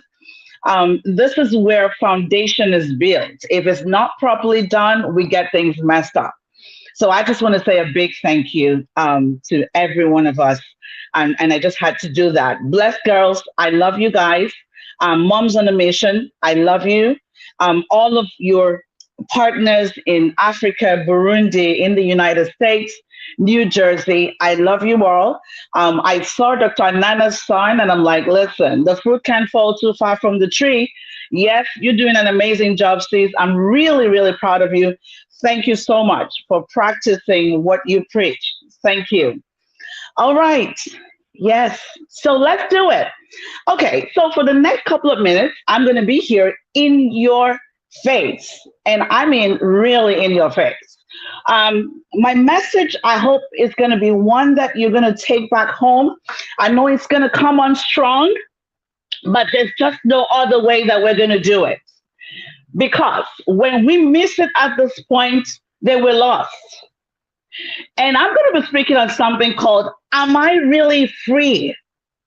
Am I really free? A lot of young people in the world today believe that they are free. Yes, I'm free. I'm in school. I'm having a good time. My parents are taking care of me. I can do whatever I want. But most times you realize that behind the illusion of freedom, they are dealing with intense pain that keeps them from becoming or believing that you can actually be free. Sometimes life has a way of taking you out. I get it. You know, my sisters, my brothers, I've been listening to all of you. I've been enjoying every session. Ayana, Raj, it's been amazing. Dr. Nana's son, of course, he has to make me his friend, whether he likes it or not. It's been amazing. But what if you're the one the world is waiting for right now? What if you are the one to unlock the destinies of your family and build legacy?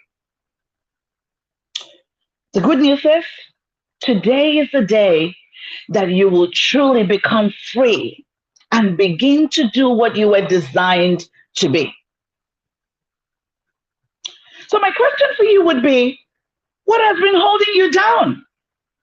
When you think about freedom, I remember, my sister's son, who is a toddler, and sometimes we had to strap him up, in the seat belt, and he wants to be free. How many of us have seen kids like that and he's crying, I want to come down. He wants to experience freedom, but we strapped him down because we know that as soon as he comes down, everything is going to be on the floor.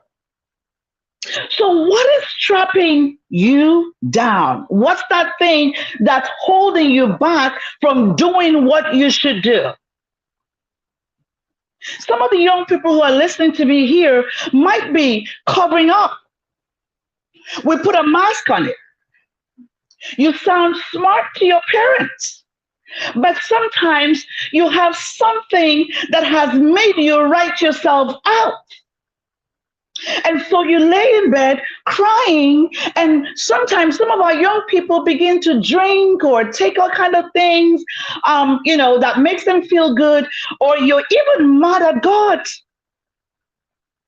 But what you don't realize is that God will set you up and let you go through the pain so that you can receive solution to unlock others behind you who are still bound.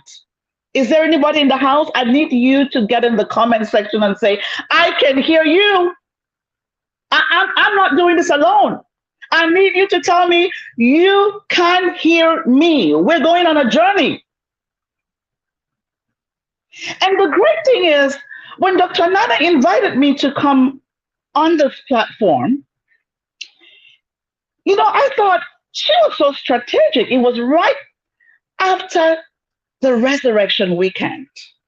And for me, I believe that the whole month is for resurrection. The cross has given us total forgiveness. The cross has given you healing, completion. So you do not have to worry. What does the Bible say? And I believe it is safe for me to talk about this on this platform because I know my sister is all about my Jesus.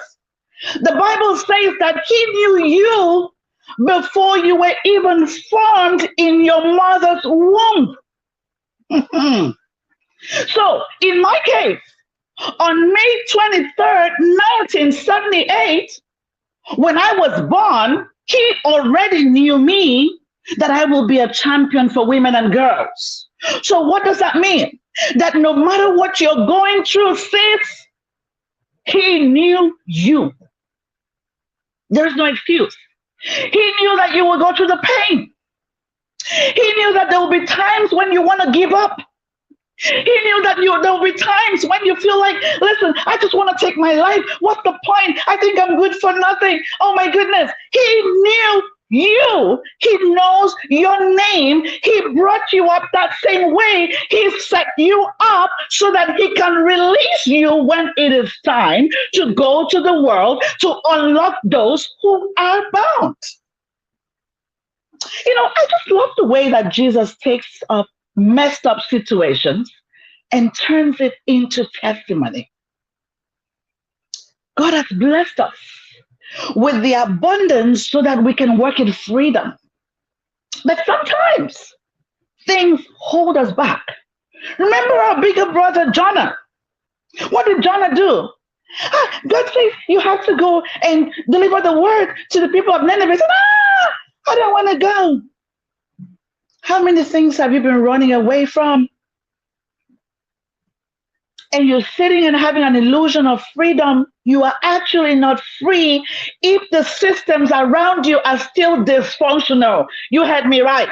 You cannot be free because we have 7.8 billion people in the world, and there is work for you to do, my brother. There is work for you to do, my sister. So you cannot be free until you step into the place of a solution. He knew you. He knew your capacity. He knew you. He knew the pain you were going to go through. And that is why every single year we spend the month of April dealing with resurrection, where you can find healing, where you can find completion, where you can drop your excuses and walk away from it. He knew you. He has called you to do and be. Thank you so much, Mika Love.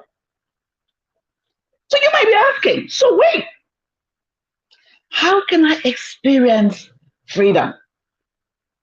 My sister, Dr. Nanner, works on the 4C's, but I bring you good news with my secrets, secrets. And these are 6 of them. And it's going to contain some of what my sister is doing because she's my sister from another mother.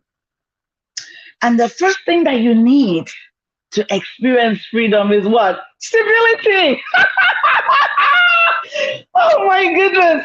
Treating others the way you want to be treated. Yes, sir. That's where it begins from.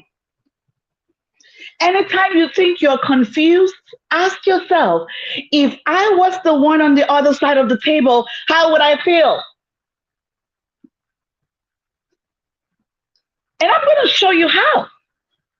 So let me borrow from a good definition of civility that I love so much. It says civility is an attitude of benevolence, an instinct towards kindness, a preference for courtesy, and most importantly, acknowledgement that everyone else is as important as we are. And combine these attributes together, it will enable you to do what? Influence change and lead with humanness and compassion. So what does civility offer you? Civility is like when you go to the store, it's like buy one, get 2 free. So with civility, you cannot stay away from compassion. A lot of young people are so selfish. Sometimes we're just so focused on what we think. Oh, it's all about me. Why did they treat me like that? I don't like the way she did this. Cut it off. It's not all about you. Dr. Nana said to me, I'm working with young people who are the leaders of today. I'm not going to babysit you to tell you what you want to hear because she already told me she took you through that. We're now on the next level for you to position and take your place. Civility, what do you need to do? Communicate effectively. Do not communicate with rudeness. You got to watch it. You're a leader. You're not going to embrace all the slangs on the street. What differentiates you from other people? You will not listen to respond, but you will listen to understand. You must be ready to show kindness to one another. Go from me to we. It's not all about you. How can I help those around me? What's happening in my community that I'm not happy about? How can I volunteer? How can I get involved with what Blessed Girls are doing? What country do they want to go into? Hey, Dr. Nana, I'm ready to go. Civility, I know the work is so much for you, Dr. Nana. You cannot do it alone, but I am here to serve. And the second C we're going to go to is constructive domination. Young people, you are the leaders of today. You must be ready to serve with purpose. Constructive domination, dominating positively, because this embraces collaboration versus competition. You have to get involved with working with different platforms. You might not be the voice, but you can be an echo. For you to dominate constructively, it requires you being clear with your purpose and going for it, that even when you do not have a platform, you can become an ambassador for Blessed Girls and carry on the message. Constructive domination. Doing what you do so well that you do not require an introduction. Domination that is focused on change. I'm not saying making noise on social media. What are you using your time for? What are you using your platform for? I heard Ayana speaking and it hit my heart. And I said, yes, that's what I'm talking about. She's trying to dominate in her space. She said, you know what? I don't have a platform, but I'm here in school. What am I going to do in school? I am focused on change, focused on my people of color experiencing some kind of shift. Domination. How do you dominate where you find yourself? And you cannot dominate until we go to the next C, consistency. My sister, my brother, you have to be consistent. Consistency is not seasonal. It's not when I feel like, you know what, today wasn't such a good day. I kind of woke up from the wrong side of the bed. It doesn't matter what part of the bed you woke up from, or even if you've not even had sleep. I told you I just had to get a corner to fix myself and my camera, and we're good to go. I'm using my phone. I could not give excuses because my computer is not here. I don't have the best connection, blah, blah, blah, blah, blah. Some of us listen to my mentor, King Clyde Rivers. And let me tell you one thing I know about him. He leaves out consistency. It doesn't matter what is happening in the world, he's still changing life and narratives. So you must be ready to go past people, because people are going to tell you you're not good enough. People are going to remind you of how bad you were, of your background, of how nobody has done what you've done before. You're going to have to go past procrastination. Sometimes laziness keeps you from becoming who you should become. You have to go past systems.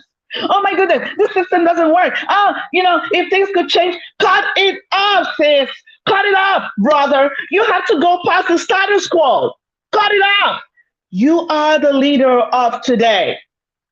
Not of tomorrow, but of today.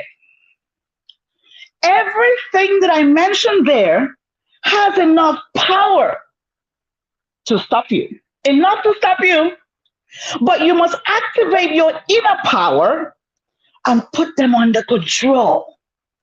Stay focused. Put your eyes on the goal. The goal is freedom, because there is an eye watching you all the time. But when that eye finds you, can you hold their attention? Can they trust you? And can you engage them? That's my question for you. Can you hold their attention? Can they trust you? You're asking for a seat on the table. Can they trust you? The young people are saying they want to be involved in politics and decision making. Can they trust you? The eyes are watching. When they find you, can they trust you? And the next C for you is charisma. Yes, I'm going to go there. Yes. Don't expect people to treat you as a prospect when you're busy showing up as a suspect. I'm going to take that again. Don't expect anybody to treat you as a prospect when you are busy showing up as a suspect. How are you showing up? Are you going with the trends? Putting your pants down? Getting your whole chest hanging out? Doing what the world is doing? Freedom is an holistic approach. You cannot do what the world is doing and expect to be taken seriously. So it doesn't matter whether your message is great, but if your container, which is your presence, is not in sync with your content, then people are going to take you as a joke. People might listen to what you say, but that might be the end. They might never invite you again. You must learn how to command the room without saying the words. It doesn't have to be expensive, but see, your presence speaks even before you say a word. You're going to make sure that you're showing up neatly. You're going to make sure that you're showing up. Sometimes some of the young people think that our parents are so outdated, they're so old-fashioned, they don't really know what's happening, but they know what's good for you, my sister, my brother. They know what's good for you. They know what's good for you. When people are leaving their tummy and their boobs open, and then you expect to be given a seat at the table, it's not going to happen. Thus, your container, is it in sync with your content? And the fifth C, it's going to be courage. Because sometimes you might feel isolated and lonely. Dr. Nana mentioned that. And that's because it hasn't been done before. What you're trying to do hasn't been done. We do not have enough people doing what you're trying to do. And so you would require courage. You would require somebody believing in you. And that's going to come from effective mentorship, like what you're doing with Blessed Girls. You need courage. Somebody has to help you activate that courage. Even when you think it's not there, you might have to borrow from the belief of Dr. Anana in you to do what you have to do. And my final C for you is change maker. My sister, my brother, did you realize that we have close to 8 billion people in the world? I want you to know that you have work to do. Remember that I told you you have to focus on change. You have a tribe that you have not yet been connected to. You do not have to compete with anybody. You do not have to try to be like Raj. You do not have to try to be like Anana. You do not have to be like Ayana, because there are people, there is a tribe that is just for you, but that tribe can only be activated by your message, and it's only going to happen the moment you say yes, that I'm going to do it. You stop being a Sister Jonah and a Mr. Jonah, and you say, God, what did you ask me to do? Think about how many people could have lost their lives because you refused to say yes. Are you still sitting on the bench and asking me, I don't even know if freedom is a thing, if it is possible for me? Well, freedom can only be permanent through practicing. You have to practice. You have to keep doing it. I'm not saying you're going to be perfect, Perfect, being perfect doesn't exist, but I'm saying you're going to keep doing it. You have to be consistent. If you do not keep doing it, you're going to go back to where you came from. You might have been crying at night. I don't know what to do, but this is a place of faith. So it is a safe place for me to say, he knows how to move you through the pain. He will deliver you from your thoughts when you feel like you are ready to give up. Everything that you are dealing with or have been through is a reflection of what is going on in the world. So you're coming out of this. You are coming out so that you can be a mirror and model what is possible. But if you do not commit to change in your generation, then the generation that's coming after you will not be able to experience any kind of light of freedom. God has given you the authority through resurrection. That means that anything or anyone trying to stop you is intruding or reigning on the authority that God has given to you. You have to be angry in your mind about how slow things are going. You have to be ready to undo those things that have trapped you down, that is not allowing you to serve and be free. Think about resurrection story. Jesus had to undo everything that was holding him in the grave. The Bible says he had to take them up. Look at what the angels did. They rolled away the stone. They sat, I can imagine the angels just sitting on the stone and crossing his leg. And it's like, listen, I know my master is coming out. I know what you might be saying to yourself. Dr. Louisa, I don't believe this can be me. But I'm going to repeat back to you, just like the Bible said. I believe. Say this to yourself. I might not believe that this can happen to me. I might not believe that I can do this, but because Dr. Nana has set up this platform, I'm going to borrow in the belief of Dr. Nana. I'm going to borrow in the beliefs of those who have gone before me. When you look at the evidence of what God has done during the resurrection, that should let you know that you can do all things. And when I say all things, my sister, my brother, you can do all things through Christ who strengthens you. But guess what? You must be ready to give up on those things that have been holding you down. You must be ready to see those things that have been strapping you as things that are ready to destroy you. You must refuse to go with the world. And until you begin to see what has been holding you down as something that is positioned to destroy you, then your destiny will never experience freedom. You know what's holding you down. You know what is holding you down, my sister. You know what has been strapping you down. You know when you've struggled to come out of the car seat of life. You know when you wanted to jump on the stage to get doing the things that you should be doing, and it seemed as though it was impossible. You know when your family said, nobody has ever done this before. A lot of times you are refusing to undo all that is holding you back in order to experience. But I want you to say to yourself, my sister, my brother, I am the one that will bring freedom to my family.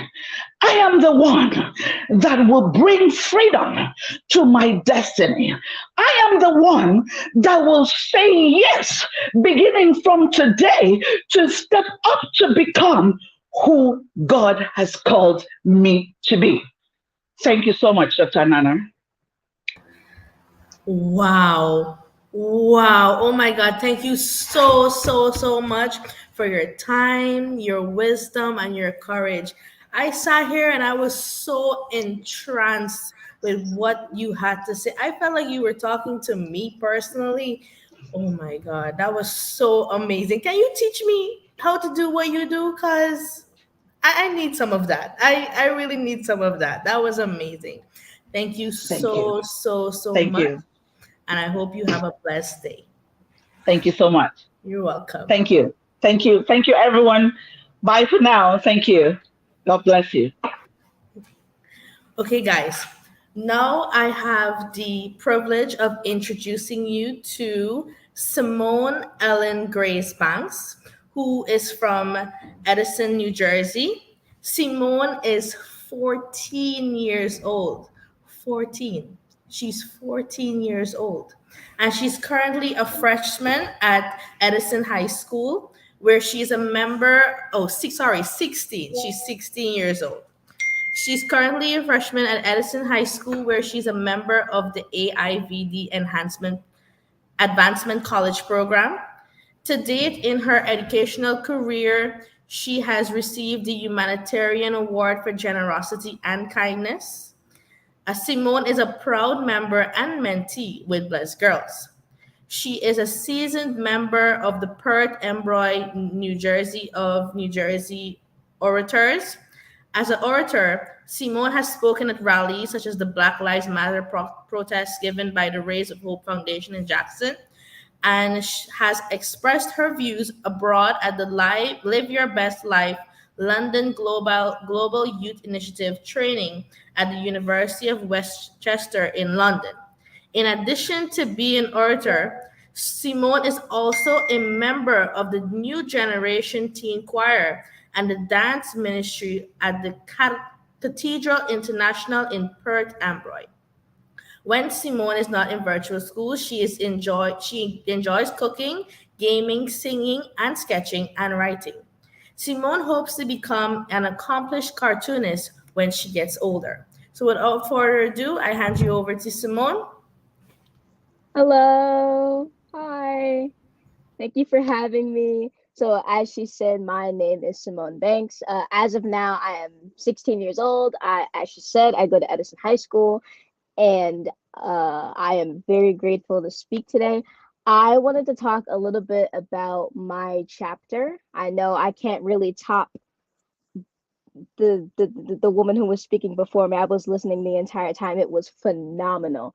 But I'm gonna try to drop my little nuggets of knowledge, or at least what I can. I wanted to talk about my chapter on my C, which was creativity, and so how it's changed me overall as a person, because like I never even imagined that I would be like the person that I am today, maybe like a few years ago. So being creative to me just means making things that I find interesting. I recently started doing art outside of school. By recently, maybe a year ago. And one thing that really sparked my own imagination was, besides encouraging myself, was actually taking my first high school art class, which it was supposed to be in my freshman year, but my guidance counselor kind of ruined that. So now that I'm a junior, I had started taking it in my sophomore year instead. And okay, whatever you think you know about anything, it's wrong. Like I had started sketching like years ago. Like I started with doodles, and now it's just become so much more. And like it just there's so much new information, and it just really goes to show, no matter how much you think you know, like there is so much more. You should always try to push past your limits and just see what you can really do, because that's what I did. Like I started, doodles, sketches. Then my mom, I pleaded to my mom, like, hey mom, dude, I really really really want to do digital art. Like this is get me set for life. Got my first drawing tablet, and now like I'm all the way over here. It is crazy. I started from nothing to doing like actual cartoons to realism to acrylic paint to like oil pastels, and there's just so many other branches that I don't think would have ever opened up to me if I didn't act on any of my ideas or my imagination. Actually, before I even go on about school, let me make one thing clear. Everyone and anyone can be creative. Period. Creativity happens anywhere. Like if you decided to wear this outfit instead of this one, or dye your hair 2 colors instead of one, or throw on these shoes instead of these, or draw this instead of that, play this song instead of the other one, like that all falls under creativity and what you want to do with yourself. Building up and embracing your own ideas all encourages your own creativity. And it is insane when you really think about it. Because, there was this girl at my school. This was all in my sophomore year. There was this girl at my school, and I didn't know why, but she just didn't like me. She just hated me. I had like actually no reason why. I didn't have any beef. I just kind of knew her. She was in my very first high school art class. That was that year. She sat right across from me. And at the time, I was participating in, my school has a Black Student Union. I was participating in the Black History Showcase that was coming up. I decided that I was going to speak a poem. My teachers wanted me to do it. My friends were hyping me up.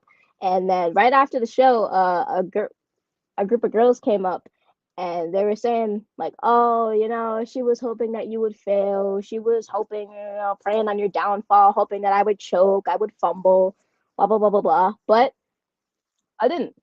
And when all was said and done, I still went through with it, because another thing that creativity does is actually encourages empathy. And instead of being mad and like, getting angry, spitting venom in her face, like I just let her keep doing what she was doing. Because no matter how much you hate me, like no matter how much you think I'm gonna fail, no matter how much you don't like me for my art, my speech, my attitude, my clothes, like I know that I can still be me. I know that I'm not hindered by her or anyone else who tries to prey on my downfall. That's something that creativity has taught me, and also something that I had to teach myself. And now, because of that, like I do a lot of artwork outside of school. So my creativity, my seed, plays a big part in my life and my career. And now, I don't even mean to like be all that, but I'm skipping levels in art class. I went from the beginner class to my teacher bumped me up 2 levels. Now, by next year when I'm a senior, like she's trying to move me up to VAAP, like with all of that, making murals and all of that, just because like she thought I had what it takes. And looking back at all these new ways of thinking, it's just amazing, because like all of the new possibilities that are now in your face because of a decision that you decided to make and act on that specific idea that you have. I personally think that the human mind has no limits when it comes to making, because creativity to me isn't something necessarily that is made, but it's something that is acted. Like you are creative every day, like you're acting out creativity every day. And being unique and giving your own ideas, your dreams, your imagination are some of the first steps to being creative. So here's what I think. English is hard. The creative part of the 4C's means coming up with new ideas to be better and finding unique and innovative ways to push past problems and make new ways in the world. And please, whatever you do, like if you think you have a good idea, please don't second guess yourself, because you have the ideas for a reason. Like God put those ideas in your head for a reason, and you have them, and now you should act upon them if you believe that they can bring positivity. Actually, now I'm thinking about that, I want to tell you about something that happened. There was a small content creator, and or not small. Now he's like like like millions of subscribers. But there was a content creator that I had been watching since I was small. He was a really big part of my childhood, but yeah, you get the idea. And I wanted to show my appreciation by making him fan art. And the whole time, and like this was when I was still like kind of in the midst of art, like when I got my first drawing tablet, and my creativity was still, giving me sparks. And I still kind of didn't really know what I wanted to do yet, but I at least wanted to try. And the whole time I'm making it, I'm like, wow, like why am I even doing this? He's never gonna see this. Like, why am I going through all this effort? Like, why am I doing this to myself? But I made it. I tagged him because like all my friends are telling me, like, yo, dude, tag him, like who knows, he might just see it. And I tagged him, posted it, and the first person that liked the post, the first person that responded was him, and he showcased it on his live streams. I was so happy, and I realized that even like if I had never acted on that idea that I had, like I would have never gotten that recognition. Like it was just so amazing, and that's not even the first time that that's happened anymore. Like now, like it's been him. I got a write back from John Leguizamo when I made him fan art. I don't know if you know him, but that's the guy that voice acted Bruno from Encanto, which made me really happy. Like I was so touched. I got a like back from in a few comments from, what was his name? Tamar Grenay. He was the guy that voiced, no, not voice acted. He was the actual actor of, I think, Aaron Burr in Hamilton, which just like that like blew my entire world. Like I was so hyped. And like that just goes to show like how far creativity can get you.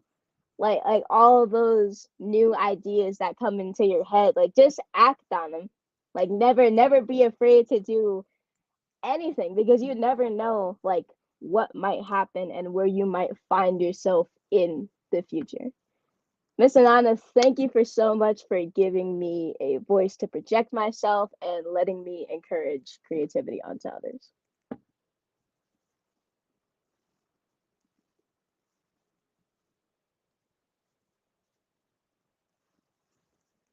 I'm sorry. I'm so impressed by you. Look at you, and you're just 16, and you wrote your first chapter at 14. Oh my God. I know a famous cartoonist. I know a famous cartoonist. Oh my God. Okay, I Thank have you. one question for you. What advice would you give to creatives that kind of have that block? You know how you have that like creative block? How what advice would you give them to overcome that? Like get through that? Creative block. I've actually had that before Right. myself, and I ended up making one of my favorite pieces ever. And so, like, dealing with creative block can be kind of complicated depending on who you are. But, like, advice that I would give to anybody who does have it, like, just try to clear your head. Like just try to make whatever motion you can, whether it's drawing or making music or just being creative in general. Like just try whatever you can, whatever comes to mind. Like maybe try taking a walk, or even like looking through Pinterest, or maybe just like scrolling on Instagram. You never know what can work for other people. For me, like I just have to get up from my desk, like maybe walk around for a bit, talk to my mom, talk to my friends, just like interacting in different ways can help. Wow, thank you so much for that. Guys, I personally follow Simone on Instagram, and I see her cartoons and I like them. So, oh my God, if you guys want to see it, you should really follow her on Instagram and any other platform she has. Simone, make sure to drop your links in the YouTube and the Facebook so people could follow you back and you could get more of a bigger platform. Girl, I'm so proud of you. And thank you Thank you. so much. Thank you so much for sharing your wisdom. Okay, so next we have Tamika Thompson, who is a licensed professional counselor. Tamika is really amazing. She actually spoke for us on a virtual session a couple weeks ago. It was a really, really good session. If you haven't seen it, you can visit our YouTube or Facebook and you can just look back on it. It was really inspiring. Tamika's advice made me actually stop looking at TikTok before I go to bed, and that has actually helped put me in a better mind space, especially when I get up. I feel more refreshed. Yeah. Okay. Continuing. She is also the owner of Urban Collective Counseling, LLC, a mental health practice in Denver, Colorado, and a national certified counselor, NCC. Tamika is a certified yoga teacher and obtained her 20-hour teacher training certificate from Sati Yoga Cooperative in 2018. In addition, she completes a 20-hour grieving mindful teacher training with the Grief Support Network in 2020. She is passionate about breaking the stigma surrounding mental health and taking a passenger seat approach to the therapy process. I love that. Having worked in underserved communities for years, she enjoys helping clients with adjusting to their current stage of life. Tamika is dedicated to her community and has volunteered and served on various boards and community organizations throughout Colorado. She is committed to bringing change and welcomes the opportunity to work with the unique issues that many PCO youth and their families faces. Come on, guys, let's give a round of applause for Tamika as we welcome her to the platform.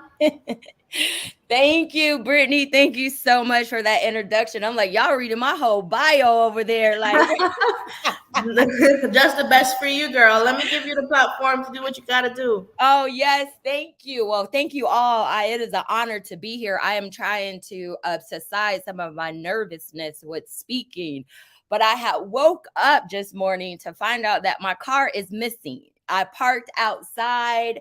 Usually that's rare for me. I usually park in the garage, but my vehicle is missing. I don't even know where it is, what has happened. I'm in contact with the police, but it just speaks to the power of some things sometimes, right? And I was like, oh, I don't know if I want to get on this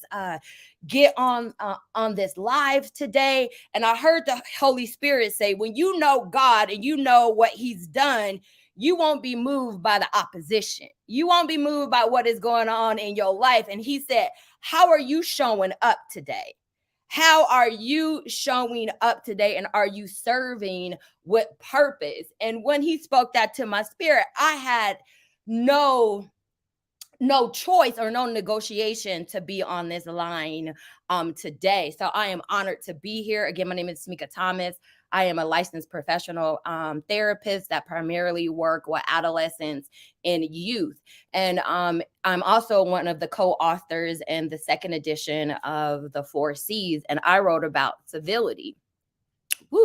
Something that is a threat to our society and a well-being. I mean, not a threat to it. It's something that our society has disconnected from the true meaning of what it is when it comes to civility, right? So one of the things, my topic is talking about incivility. How do we get here? How do we correct it? How do we mend it? And how do we be the change that we want to see? How do we be the first? How do we be the last to stop destructive behaviors? And so when we think about civility, we think about it as a way of decency, right? Like decency. It should be a common attribute or characteristic of all of us to have decency, to act in decency, to show respect to each other, right? Civility is a lifestyle as a code of mutually accepting social behaviors, the way in which we integrate, the way in which we talk, the way in which we show up, the way that we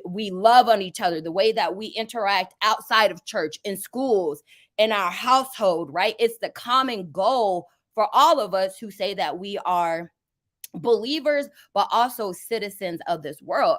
But what we fail to see is this facet, this overflow of incivility, right? This lack of good manners, this lack of respect, this rudeness, these learned social behaviors that our culture has adopted, and kind of, in a sense, we've been conditioned and brainwashed, right? And I think Ayana said earlier about, how she goes to a school and, it's like she's trying to get people out of their rooms, right? That social connectiveness. What are we missing? What are we missing when it comes to social connectiveness, right? And that's the inability to unite. It's the inability to come together. It's the inability to find community belonging. And that right there, that sense of the lack of social connectiveness, that is the threat. That incivility is the threat to our well-being. And as we look today in today's rapidly changing world, we know how powerful the influence of media is, how pervasive it is with shaping the way that we believe, the way that we show up, the way that we move, the way that we demonstrate who we are as a culture. Culture is usually social behaviors, social norms that we have adapted.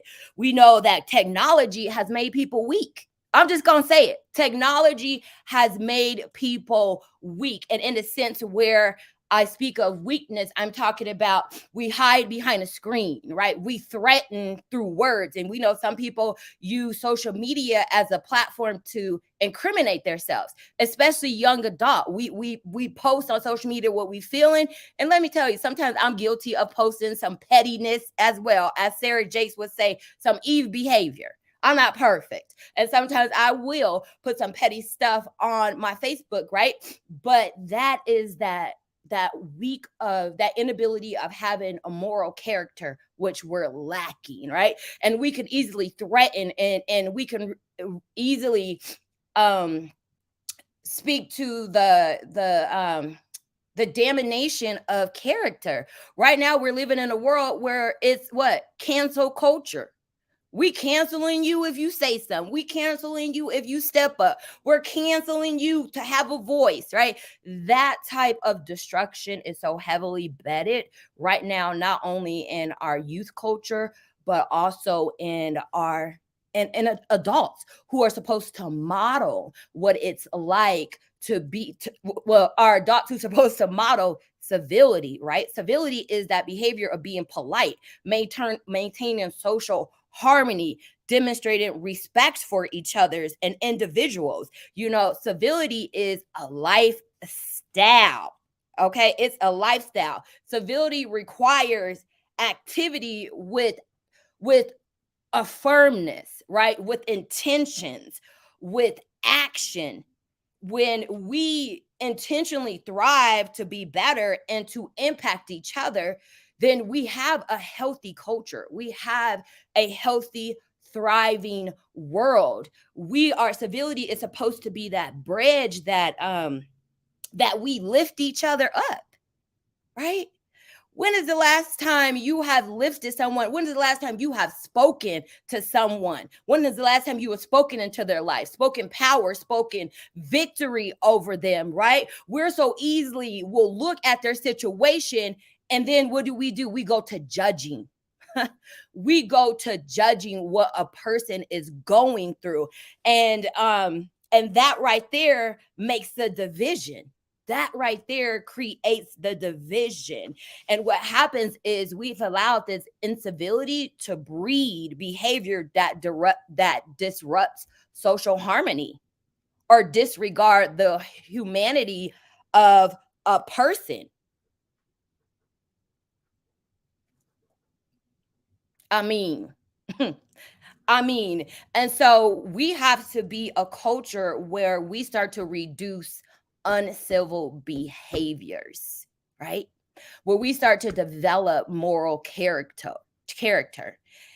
And we see that a lot of this begins in the home, right?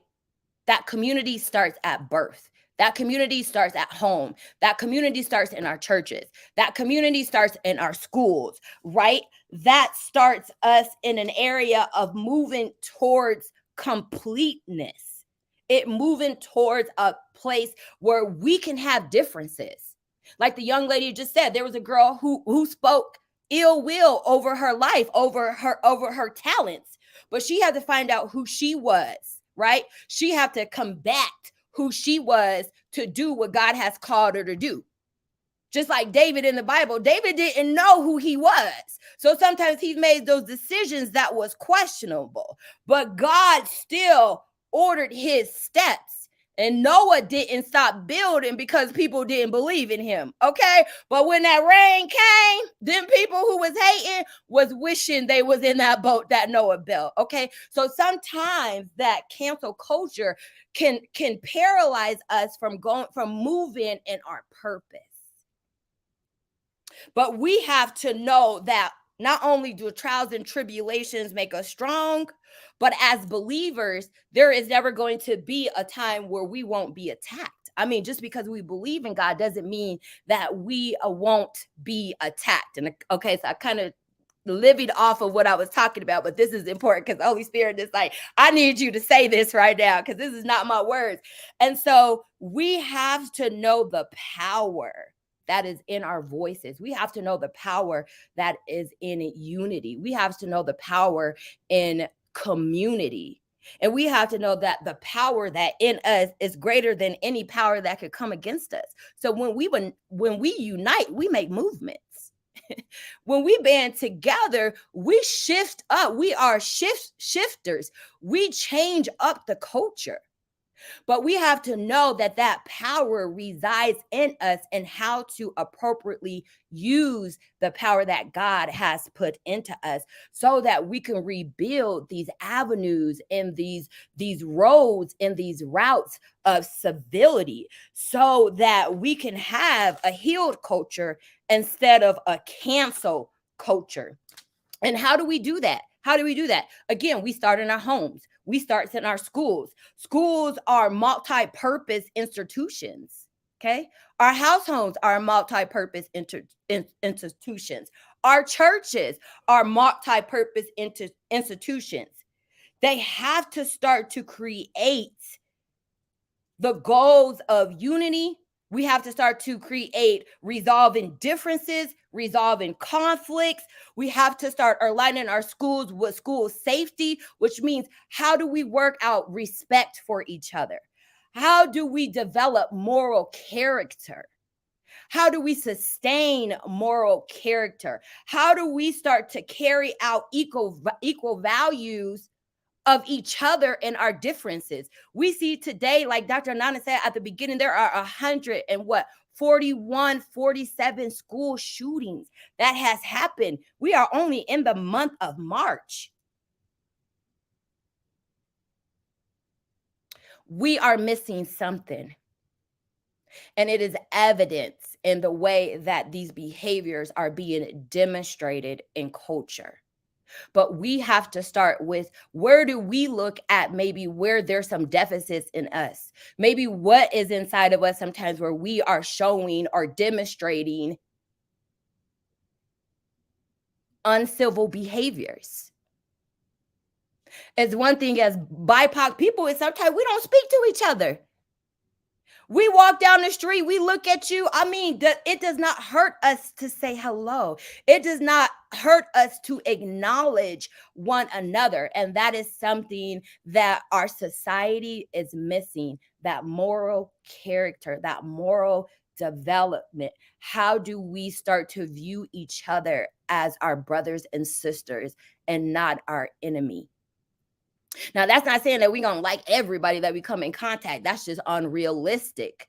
But we can hold space and respect for them in spite of their differences. So more than ever, the need for civility is here. We need to increase public exposure, public behaviors. Most of these behaviors are learned. We learn them from somewhere. So we have to be a culture where we start unlearning the things that are not pushing us to purpose, the things that are not shaping us for what God is asking us to do in this season. He has purpose for each and every one of us, but we have to tap into that, and we have to be better than our ancestors, better than those who came before us. Because if you haven't noticed, this is time sensitive.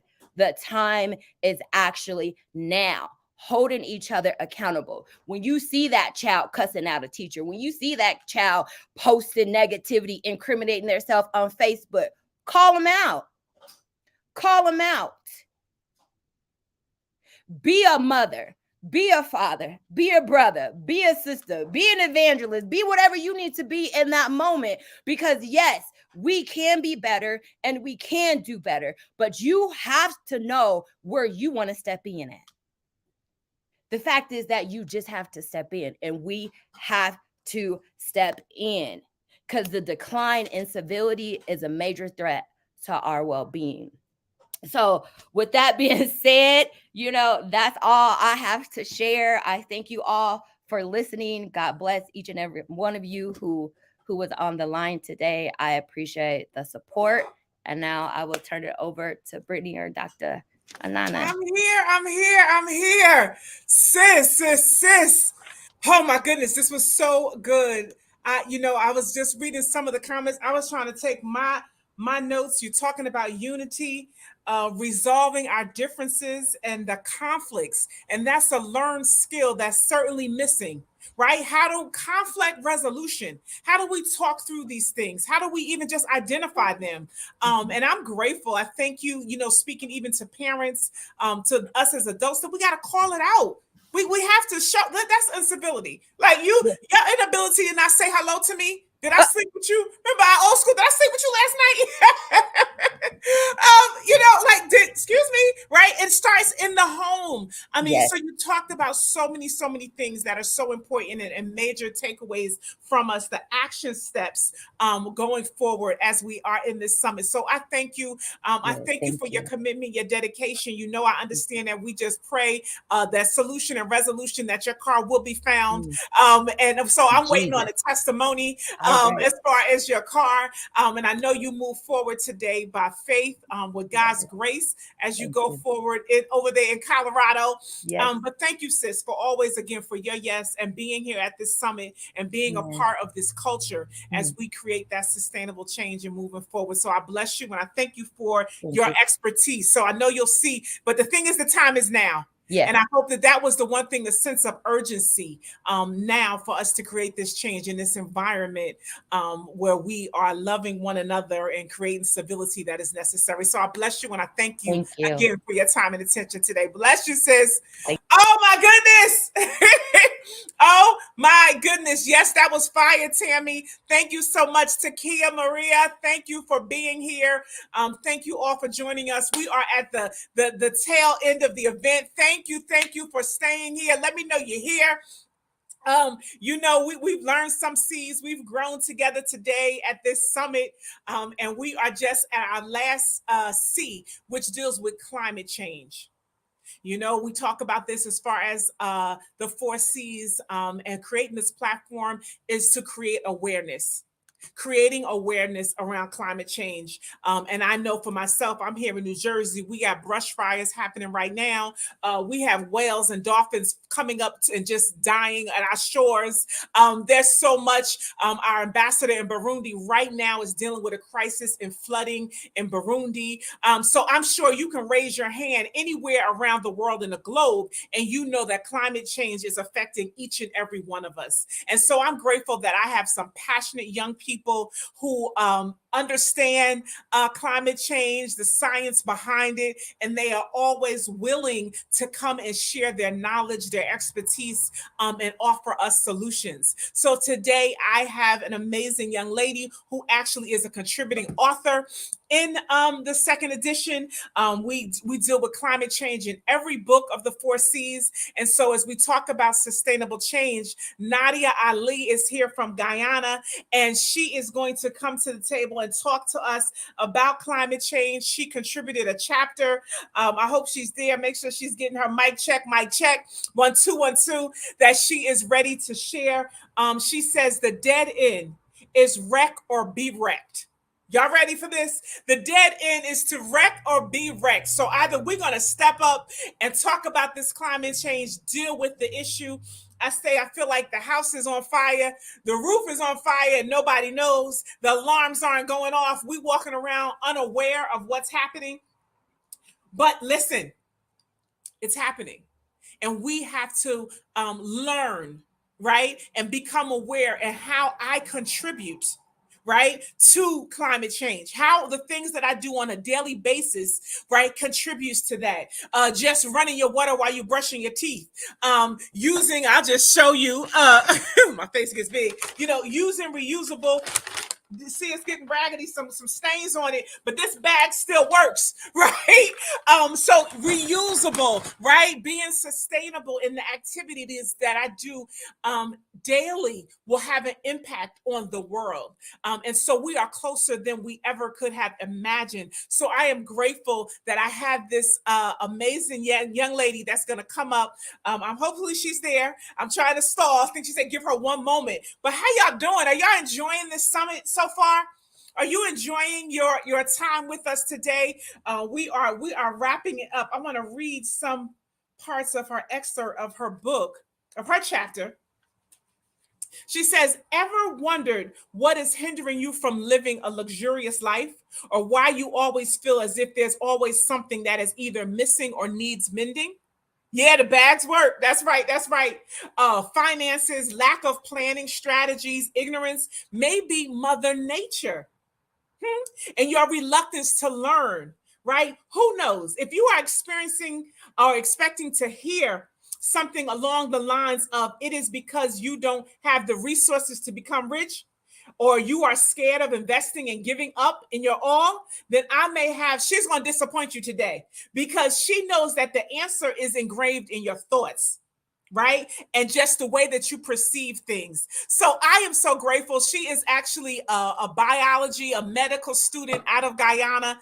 And we are so privileged to have her here, to have her as the climate change champion. And so that is none other than Nadia Ali. Are you here? Are you here? Oh, she was there. Wait a minute. Thank you so much, Tammy, for being here. They're rooting for you, Nadia. You ready? Yes, I am ready. Awesome. How you doing today? I'm good. How are you? I'm enjoying the summit so well. far. Yes, it's been an awesome event. And I like to say we saved the best for last, because Nadia Ali is going to close us out and give us some information, some inspiration, and some education in the area of climate change. So I turn it over to you. I'm passing you the mic. Thank you, Dr. Anana, for that lovely introduction. Can you guys hear me? Just confirm you're hearing me.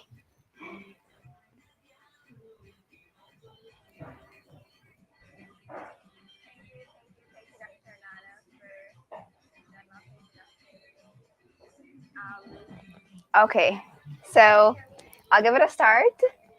My chapter is climate change, as you all would have already known. And I am particularly intrigued by this topic, or this concept as a whole, because I know of its importance, how complex it is, and how misunderstood it is at the same time.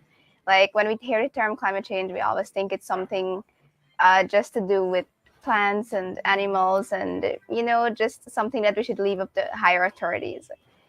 So I just like to break the ice here, and I just like to tell you that it's not just about the environment, or it's not just about nature, or it's not just about anything that's just Mother Nature, earthy. It's everything, that it's complex, and it's interrelated to everything that we do in our daily life. So although we have like a lot of naturey stuff going on here, there's also a lot of effects on humans. So simply an example is mental health. Like I quoted in my book, and I'd like to quote it like right now. So we don't know, like a lot of us, we don't know just climate change happening.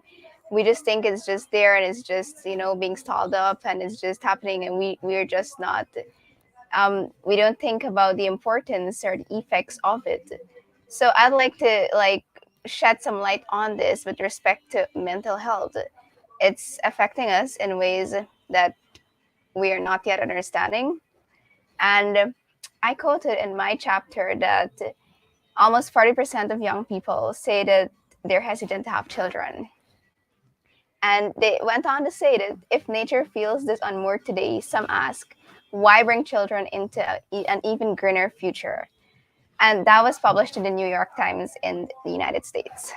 So simply, you can see how many people are concerned about it, but at the same time, a lot of people don't know about it. So it's like taking our peace away. It's like stealing our happiness and our peace of mind for the future, for our future generations and their kids to come. So it's just like people are just wondering, in the future, will this still exist? Will beautiful destinations still exist? And other thing as such. And even I'd like to quote again that over half, 57% of child and adolescent psychiatrists surveyed in England are seeing children and young people distressed about the climatic crisis and the state of the environment. And this was a study conducted by the Royal College of Psychiatrists in London, England. So at the same time, again, you see it's over a half of the child and adolescent psychiatrists in that particular region are saying how they're seeing people that are distressed about the climatic crisis and the state of the environment. So you can definitely see that it's taking a toll on the mental health of many people. And this is not good for us. This is not good for our kids. It's just not good overall. And I'd like to quote one last. Australians are 3 times more worried about climate change than COVID. A mental health crisis is looming. So can you imagine that? Okay, COVID is here. COVID is so terrible. COVID is literally killing and taking our loved ones away. But still, people are concerned about climate change. And in Australia, this is the issue. They are more concerned about climate change more than.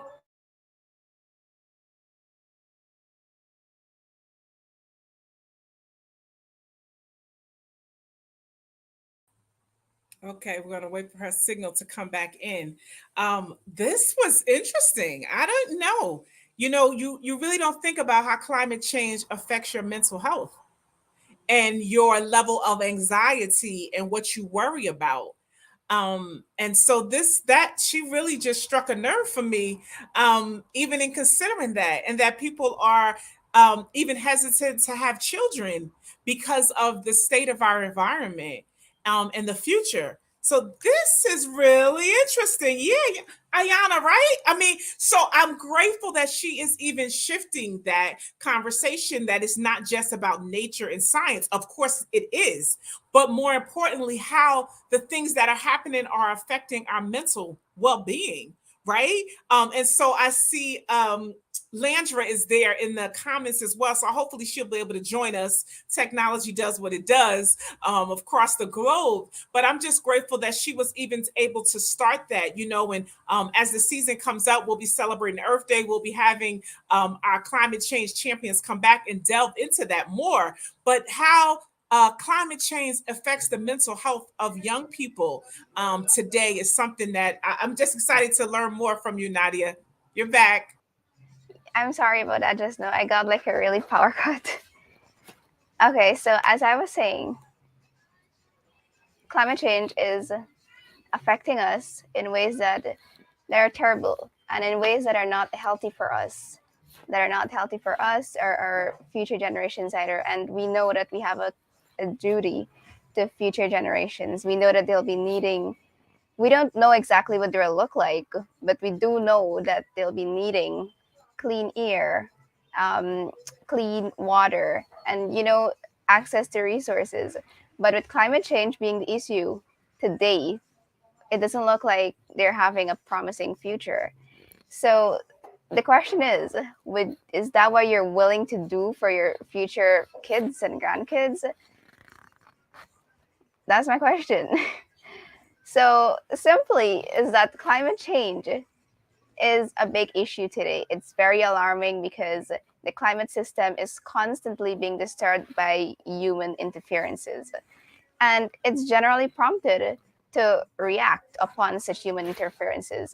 And this leads to a number of detrimental occurrences like storms and frequent rainfalls and droughts and, a bunch of things.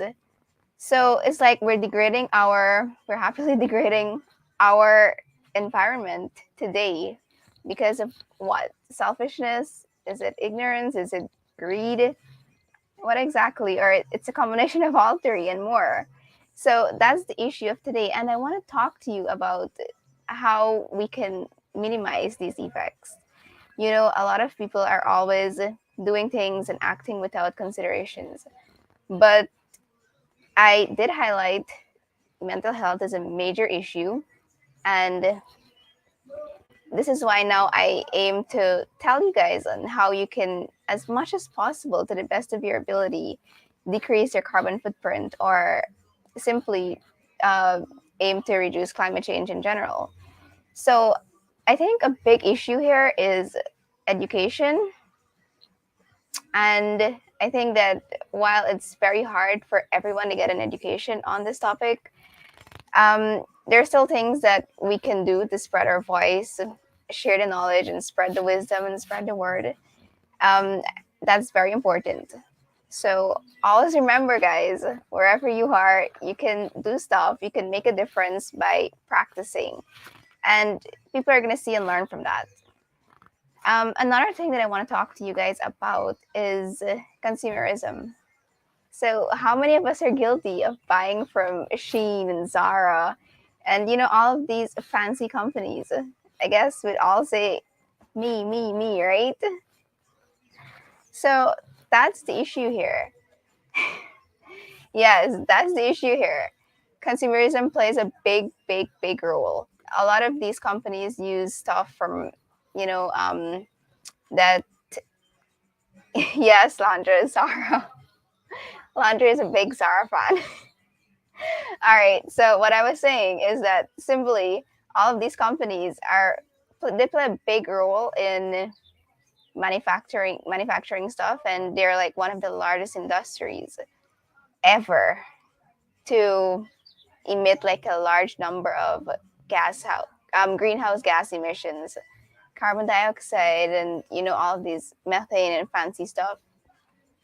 So by simply collectively, if you want to choose who you want to cancel, this is going to be a win for us, because we're always going to have to remember, guys, that these companies depend on us to thrive. Without us, they are nothing.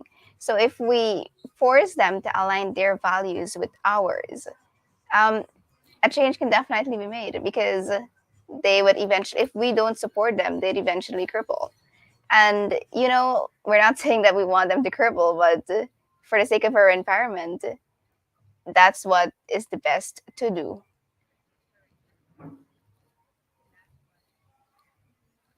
Yes. So just choose who you want to support. And even when it comes to electing your leadership authorities, your leadership bodies, that is, governmental organizations, you need to find people that are not just selfish and that are not just ignorant. Yes, choose who you want to support. And this goes the same with governmental bodies. Like leaders of today, they have the upper hand actually in creating policies and implementing them, ensure that they're being implemented. So who can do this best other than our government, our presidents in countries, and our local governments? Who can do this better than them? So this is the reason why it is important that we figure and we find the people that are more environmentally inclined and who have a sense of love for the environment, so that it's in our best interest, and we can we can practice sustainability, make it easier for us, make it easier for future generations, because we do owe them something, right? Yeah. So with that being said, I just want to let you guys know that climate change is not just a small issue, and it's not just a simple issue. It's pretty complex, and it's interrelated to everything we do in our daily life. The issue is pretty alarming. So I think it's best to take action now and educate yourself as much as possible on climate change, and not just educate yourself, but spread the word as well. Yes. So Wow, Nadia, thank you. You bring um, it's just like you give a better perspective on what this really is, because it can be like, oh, it's too scientific.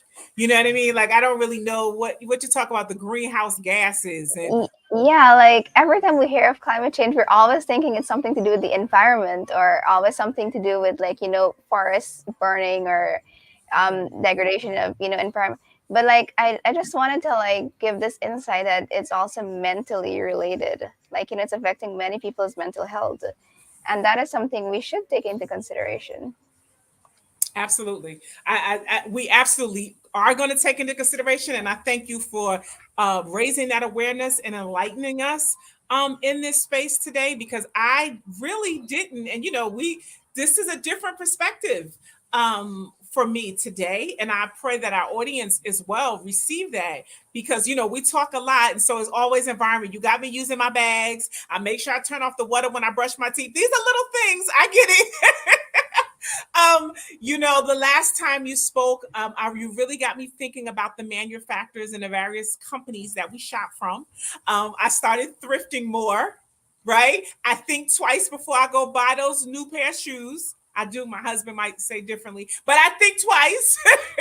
And also, You should. Tell me about that. Go ahead. Yeah, so like industries are pretty much one of the largest air polluters ever. So we know that the greenhouse effect is like constantly, trapping these particles, and they get trapped into the air, and then it becomes, as the place warms, it becomes hotter and hotter and harder to escape. So like the more pollutants in the air, the more global warming. Like it's directly correlated, simply put. Yeah. Yeah, absolutely. And I know this down to the whole scientific method of things, but I'm grateful that you brought it down to where it really certainly hit my heart, to know and understand, working with young people, that this is something that we have to stay promoting. We have to stay raising awareness on, because more importantly, it's a part of it's on your heart, and then it's on my heart, right? And so I'm grateful that those that might be watching, that either, like you said, might be parents, grandparents, right? That this is something that, again, part of this platform is that we give you the opportunity to raise your voice and let us know these things. And that mental health piece of it really hit me today. So we're gonna certainly work more in that space. And I'll be pulling on you to help me to really develop that. We're looking to have a mental health summit as well coming up with teens. And this plugs into that. And I never put those two together. I have to be honest with you and be transparent that I never did. So today you really hit me with that. And so I'm glad I was able to share. Yeah, I'm grateful for that. So, like we was talking about the different companies and the manufacturers, and those of us that love fashion, right? But making sure that we purchase our fashion sustainably. Okay. So are there how do we find out those companies and things that are doing it sustainably? Like, or do you have any companies that you suggest? I know we don't want to promote, but we do. So help us to know, like, do we just go on a company's website? Is there a Instagram? What would be some suggestions or tips in that space, that if I want to shift some of my purchasing power to make sure that I'm purchasing with companies that are in alignment with my values? How would you suggest that? So generally, I think most of the countries around the world are unsustainable, if I'm being pretty honest. Mm-hmm. I did like a fair share of research and stuff, but like I didn't really find anything positive on that note. However, there are a few that are sustainable. like I mentioned in my chapter that Nespresso, yeah, I think, yeah, that's one of the companies. But like, as it relates to like clothing and food, which are obvious, the vital things for survival, we don't really have a choice there. So this is the reason why we're gonna need to like put pressure on those companies. Okay. Okay. Good stuff. So even putting pressure on the companies that we like, those name brands, and inquiring about how they are in the sustainable It's process. definitely not gonna be easy. Mhm. We up for it. We've been encouraged that from the beginning. We are the pioneers, Nadia. Listen, we're not the settlers. We're not settling for status quo. We're not settling, okay? We are the pioneers. We are here for it, to shift the culture and make the difference and use our voice in that space. So I certainly look forward to hearing from you more, and helping us to educate, empower, and inspire people around the world, to use their voice and to help make the change and help us a more sustainable environment. So thank you for your time. Thank you for your commitment and your dedication as well. As she said, check the chapter, because she's in the second edition. She said, check Yeah. the chapter, right? Check the chapter. So anything else in closing you want to say? I think I've given all of my advice, but like what I can say is that just read my chapter and spread the word, educate yourself as much as possible, and do a small acts, and people are gonna like, you're gonna be contagious. People are gonna adapt your energy and your practices in whatever you do. So yeah. So true. And so we know at Blessed Girls, we are certainly going to do that, and be the change, but also it will cause contagiousness. It will connect with others as we do that. So we thank you. I want you to have a great day. And we know, we didn't talk more about yourself. You're a medical student. Where are you in that process? Just let the folks know. I'm currently wrapping up my undergraduate degree, and I'm applying this year, hopefully. Yeah. Awesome. Well, we know it's already done. So we continue to pray for you and believe in you, and we are Oh, here to thank you so support much. you. This means a lot to me. Oh, we got you. You see, the Blessed Girl Tribe is certainly uplifting you, and praying for you Supportive. and rooting for you, for sure. So thank you again. You have a good day, okay? Okay, thank you. All right, ladies and gentlemen. Well, this concludes our spring 2023 Youth Civility Summit. We are so grateful for each and every one of our speakers. I dare not call out a name because, oh my goodness, every single one of them was so powerful, so purposeful, so intentional. And I pray, more importantly, that you take action. As Dr. Betty speaks, be an executionist, right? And you take action today. Be sure that you share this broadcast, you comment, you connect with us. Let me make sure that I can do this, so you can see our I have slides. What I have, my computer. Let me make sure that I can show you all our pages, that you can connect with us. I don't think it's going to work. Okay, but you can connect with us, as we continue to go and grow, at Blessed Girls. Be sure to connect with us on Instagram. We are on Blessed Girls NJ on Instagram, Blessed Girl TV on YouTube if you're watching, but go subscribe. You can certainly connect with us, blessedgirls.com. But continue to stay connected. Follow us on various social media platforms and stay connected, okay? We're going to have our mental health summit. We are continuously working on our pads and panties project. So we are collecting. We have a fundraiser with our Katie Diz, our candy fundraiser going on right now. Our pads and panties sponsorship donations. Our flyer will be coming out this week. So we're looking for donations. We're heading to Kenya in July. So a lot happening. July 1st, we're having a author showcase. So some of the authors that are here in North America on the East Coast, they'll be coming together and doing an in-person event. So just stay connected. I am so grateful for everyone today. You guys bless my whole heart. Thank you for this summit, and that we reached a peak right? And from up here, your perspective has certainly shifted in the area of civility and change. My name is Dr. Anana, and it is my privilege and my honor to serve you and to live life on purpose. So, be bold, be you, continue to be blessed. Thank you so much.